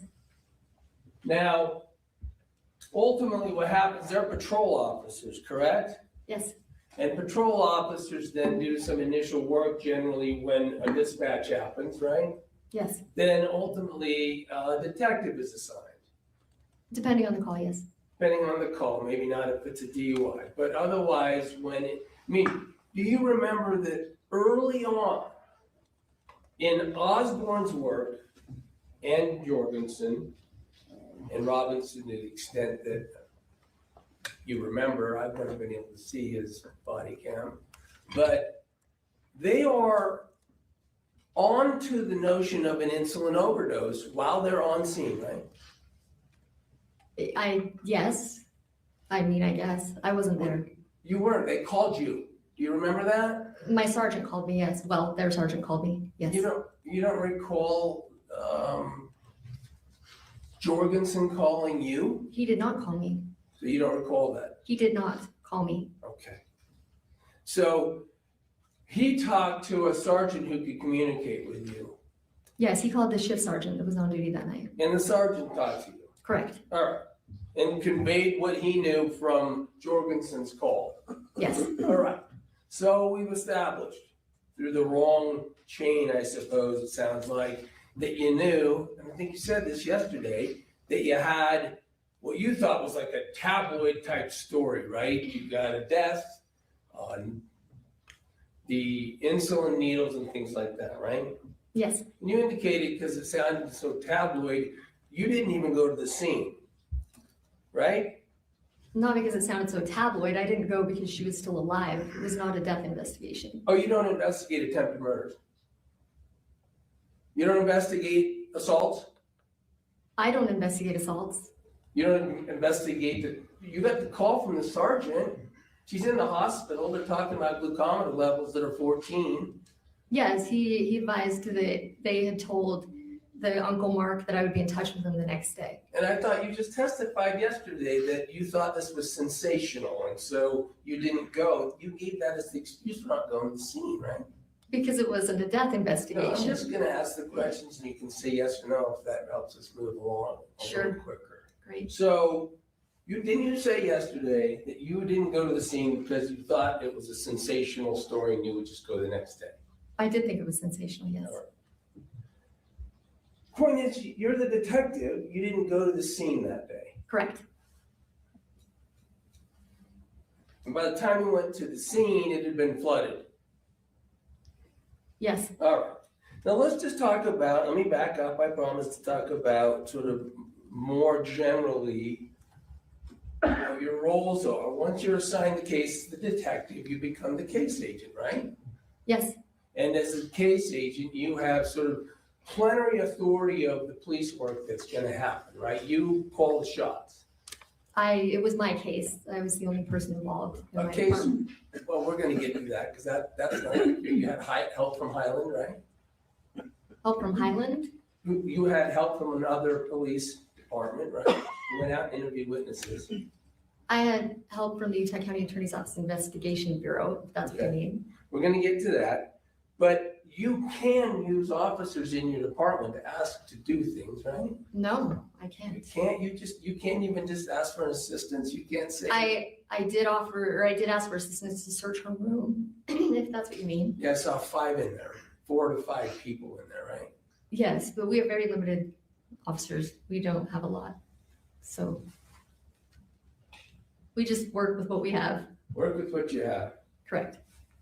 Is that, and if there were mistakes made or shortcomings, then that's just because you just don't really have the resources? I don't agree with that. I don't know what you're trying to say. Well, you had already mentioned, we're gonna get to them all, but for instance, this outrageous work with the phantom box evidence. You admitted that you would rather do that differently, right? I object to the characterization as it being outrageous. Mr. Williams. But we'll get there. And then I suppose the jury can decide that. Let me strike that for now and go back to this help that you did have. Whatever shortfalls or shortcomings or lack of training or anything else, you did have the assistance of the prosecutors, investigators from the very start, right? After, it wasn't the very start, no. It was, I think we met on the 14th or 15th. Maybe the 15th. Okay, you got me. You didn't even do anything until the day after the 14th, right? The 14th is the first time you did anything on the case. No, that's not correct. What'd you do on the 13th? On the 13th, I met with Casey's family and I wrote the warrant for her blood. That's right. You hadn't talked to the county attorneys yet on the 13th, right? Not the investigative bureau, no. So that's the interview, we're gonna get to it, but that you had all 3 of the people you were interviewing in the same room together at the same time, right? Absolutely, I did. And then as of the 15th, did you have the assistance of the county attorneys, prosecutors, witnesses? I believe so. I can check my timeline if that would help. Check the timeline, check Great. the reports, check your notes, check anything to help refresh your recollection as I ask you questions.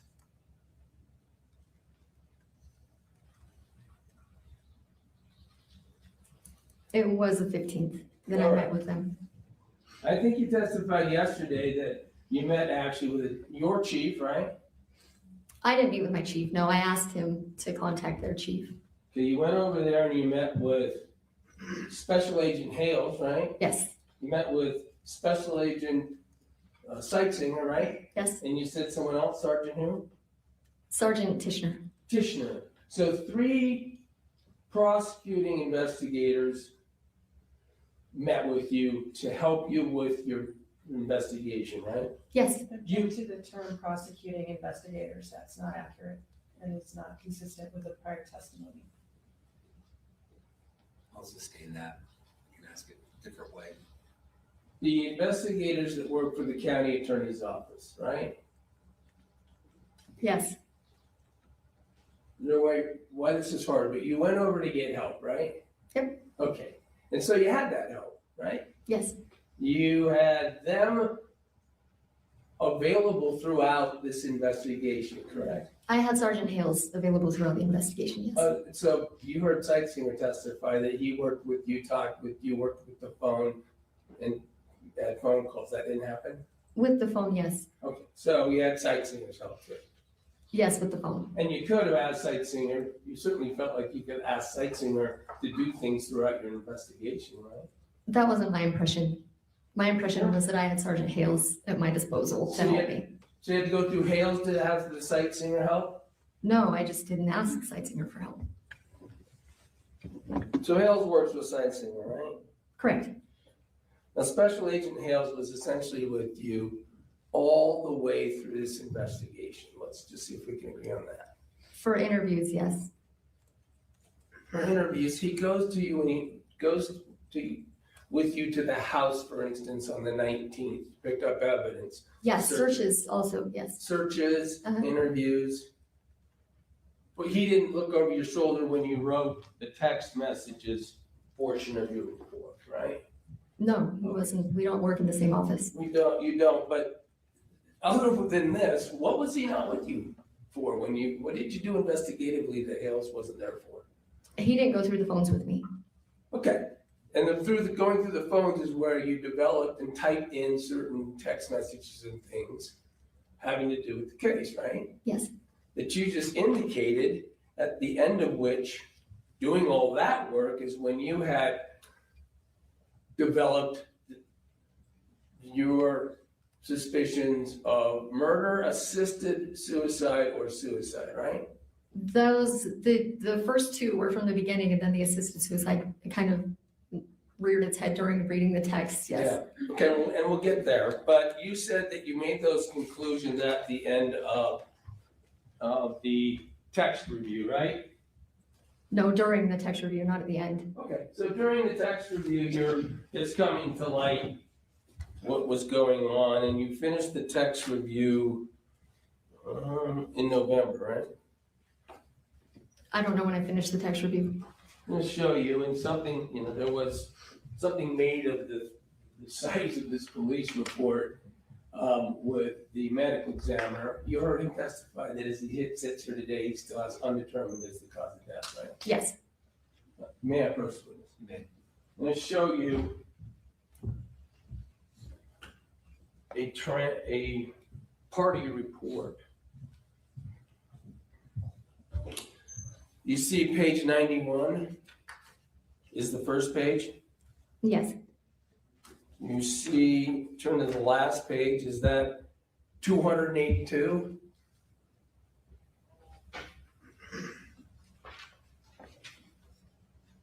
Yes. And it ends with, I finished going through Casey's phone interactions with Meggan on November 18th, 2024, right? Yep. All right. So this is the section of your report where you're talking about going through the phone, nearly 200 pages, right? Yes, I guess so.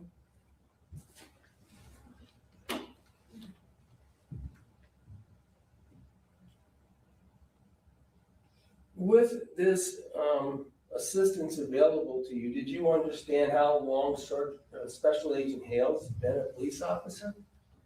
I didn't ask him that, no. You don't know that? No. You think it's over 20 years? I would guess. And he was available to correct you on mistakes you made if you made them right? I mean, I didn't have him review everything I did. I don't know how he would know I made a mistake. Like if you looked over your shoulder and you were filling the evidence form out wrong when you were at Mark's house on the 19th? Oh yeah, we, different police officers do things different ways, if that's what you mean. Yeah, and he was there to make suggestions to you, right? He could make suggestions. I welcome suggestions. Sure. You made them right. He oversaw what you did, right?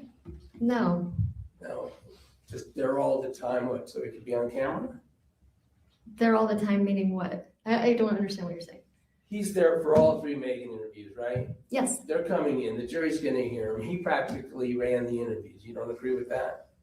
No, he did. He's there for,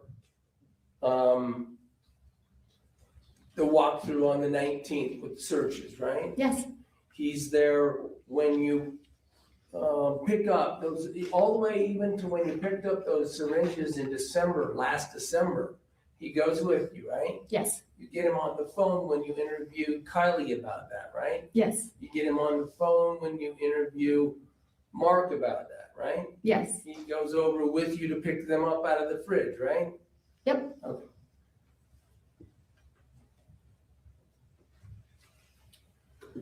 All right, let's talk about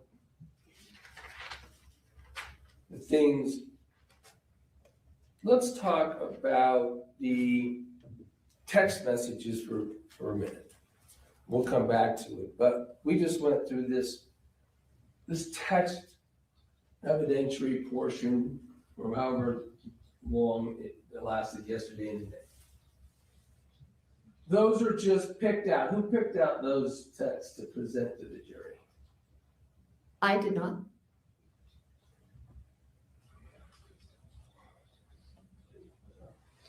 I'm not gonna go through, but those, all of those and everything, but those stretch from the 2019, all the way to Casey's death, right? Yes, Years of discussion. yes, And they start right off with, "Are you alive?" I think you said on the 19th, the first text is, "Are you alive?" Right? yes, So that, I mean, can we infer together that things had been talked about on this subject even before then? yes, I mean, for years, these subjects have been talked about between Meggan and Casey, right? yes, It became clear to you that this was what Casey did with Meggan in terms of interacting with her as a friend. Talk about being miserable, right? yes, Talk about being in terrible pain, right? yes, Talk about wanting to die, right? yes, Suicide is throughout all of these 28,000 messages, right? Yep. It's suggested there were events, even when they lived together, where an attempted suicide had occurred, right? I believe so. It didn't work last night. Maybe Yes, use the more of those sorts of insulin in the things. fridge, yes. I mean, when they lived together even. And so, now, all that time, I think established that it was even prior to that there was discussion about an insurance policy, or at least in 2020, right? Yes, And in that period of time, they lived together, correct? I don't remember exactly when they lived together. It was about a year, but probably around that time. Right around the same time at least. They're living together, and then this incessant, exhausting talk about suicide, misery, can you help me, will you be there, those sorts of things, it just continues for those 5 years that you have, right? Yes, And then we saw split outs and talking 2020 about the insurance policy, correct? yes, Now, I mean, we all know that Casey didn't die in 2020, right? correct, We all know that Casey didn't die in 2021, right? right, 22, same answer. For all of those years, there was no murder or sister suicide, right? correct, Even though those circumstances were continuously talked about, continuously triggered by Casey, and all the way to the end. yes, they had a pattern of that. Now, you had talked about that, I mean, Casey really isolated that to Meggan in terms of their relationship. She didn't talk that way with her other friends. No, Do you know what splitting is? no, Psychological phenomenon of attention seekers using different people for different attention and then keeping them all from talking to each other to help them not be found out. You don't know about that phenomenon? no, Okay. but that definitely describes Casey. Then it describes the situation, right? That Casey seemed to have different relationships where she would seek different attention, right? Yes, she did. That was, in Meggan's, we've already described. And by the way, you've been in this trial because the case agent gets to sit in the trial and see it, right? Yes, And as an exception to all the other witnesses that have to go out and not see the trial until they testify, right? yes, And that's the same reason that Special Agent Hale's got to sit in here for the whole trial so far, right? yes,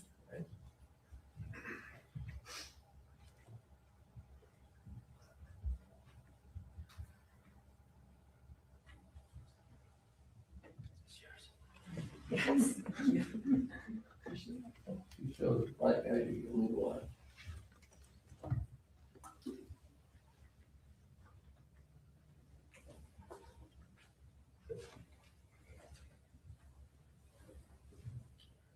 While you were looking at all of these years of texts, that's one way you found out about these different relationships, right? Different relationships. Let's talk about Christian. Oh, yeah. Because while Casey continuously harped on Meggan about dying and why I'm not going, will you be there for me, things like that, she's doing illicit activity with other people, right? Are you talking specifically about Christian? Yeah, Christian, Michelle, they're all involved in this pill mill, right? Christian, I mean, I would like to talk about him independently. I don't know. I don't want to group a bunch of people together. But yes, Christian. I mean, we get through. If you want to name them individually, I don't want to just say, yes, all of these people were doing all these things. I don't want to generalize. Christian and Michelle, Ty, and other undetermined individuals are buying and selling pills, right? Yes, trading pills. Yes. I mean, it's just incessant, right? I guess so. I guess so. You commented on it as you saw it sometimes when you were going through this phone, right? They did it consistently, if that's what you mean. You commented on some of it, right? Probably. You know, just the times you commented on the drug activity of Christian and Michelle and Ty and everything, you commented on it 65 times in your text section of your report. Is that any reason to disagree with that number? I don't know what you mean. Commented on that while Casey is doing this with Meggan. Oh, so I would say meanwhile she's texting. Yes. Meanwhile, I agree with that. Yes. Meanwhile, she's involved in her drug activity. Yes. All right. So she's able to work these different angles all in the same time, right? Yes. And we saw how effective she is. For instance, you heard Mark testify about the cancer, right? Yes. You heard Mark testify about hospice. Yes. The man who lived with her, she was able to make believe she was in hospice, right? The hospice I'm not sure about. Maybe you didn't hear him testify? I don't think he thought she was currently on hospice. Really? All right. No, he knew that she had had her knee replaced and that physical therapists were coming. You don't remember his answer to believing that she was on hospice during the period that she was living with him at the end? You don't? No, I don't remember that. And one of the ways, by the way, I want to add this in while we're on this subject of Meggan and Casey and suicide and misery and all of that relationship. Lots of references by Casey to things that were spiritual, right? Yes. And the blessings, we've already heard about that, right? Yes. There's other stuff about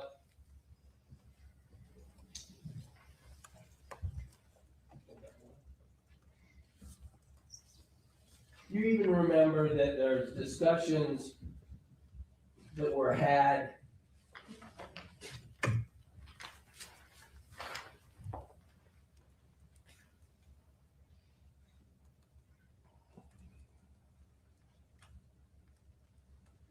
in 2024 about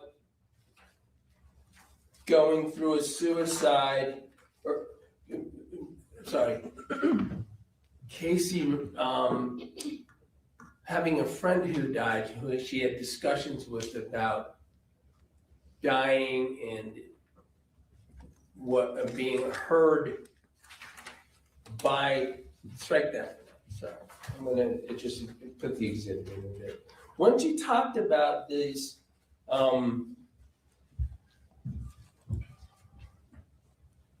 this spiritual aspect, they also talked about keeping things secret, right?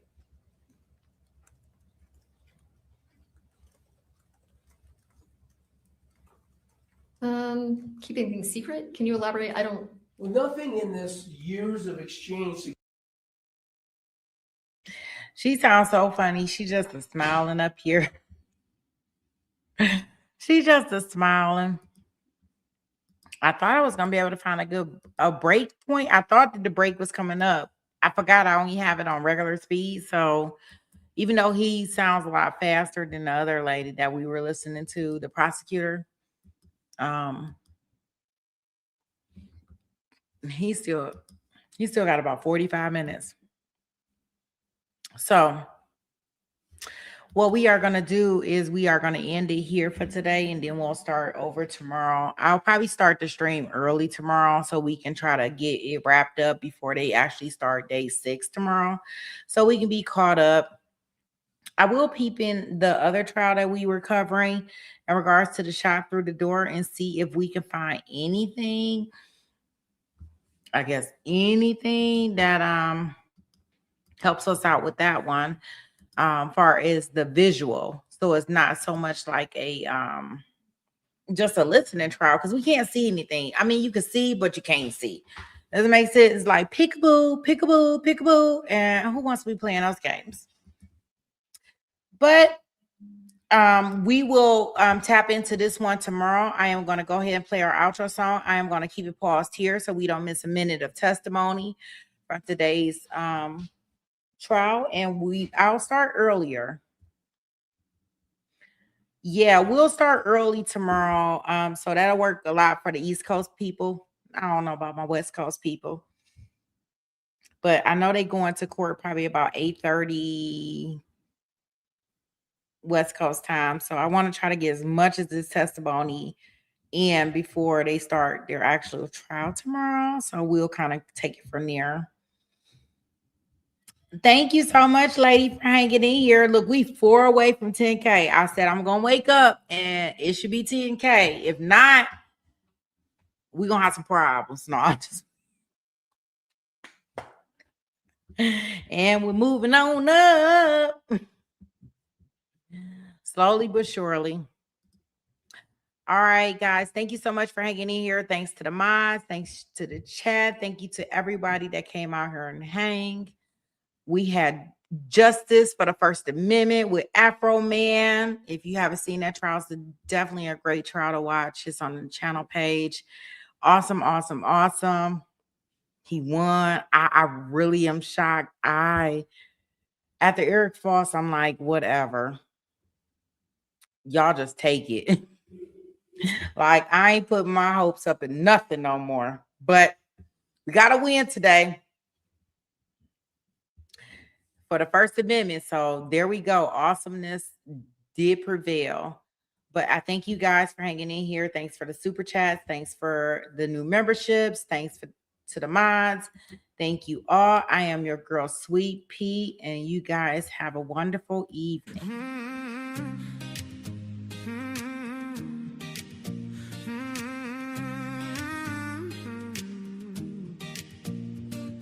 When Sweet Pea taps in, you know the courtroom lights go bright.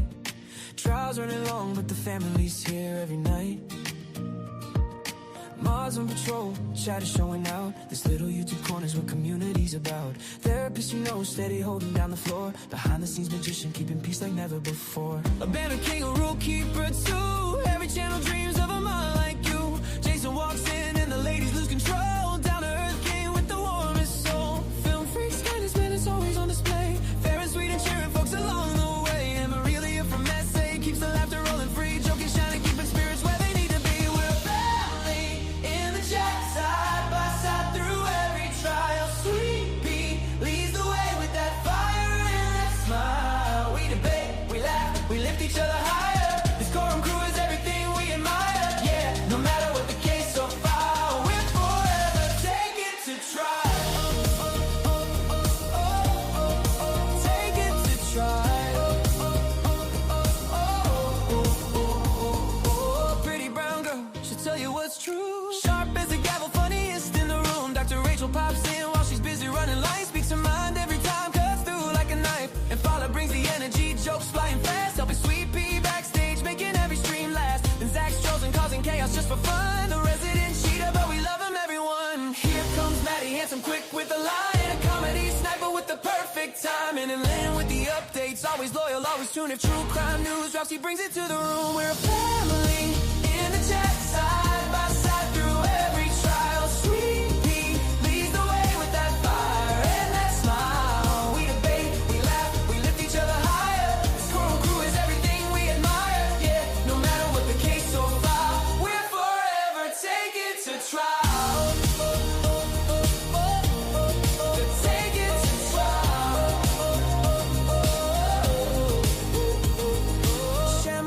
keeps us trending, replay queen. Holding down the algorithm like a machine. SD's razor sharp, loyal through and through.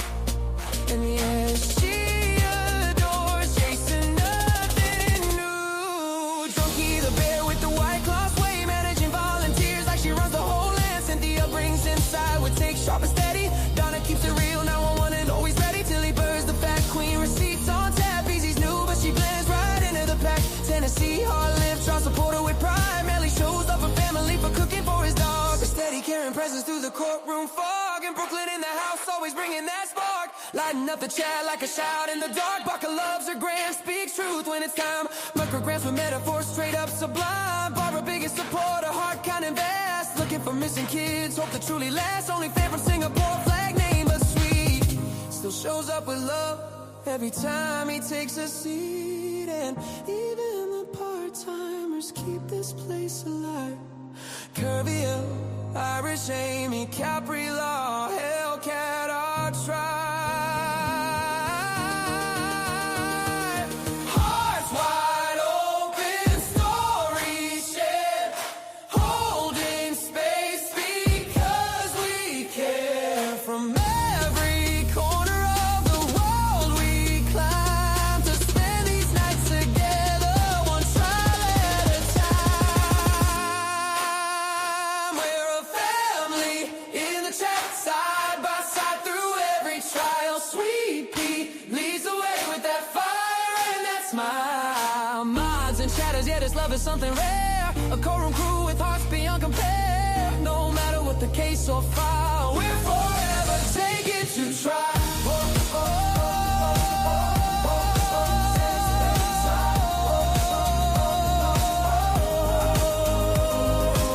To Sweet Pea and the mods in the chat we adore. This isn't just a channel, it's a family. And we couldn't ask for more.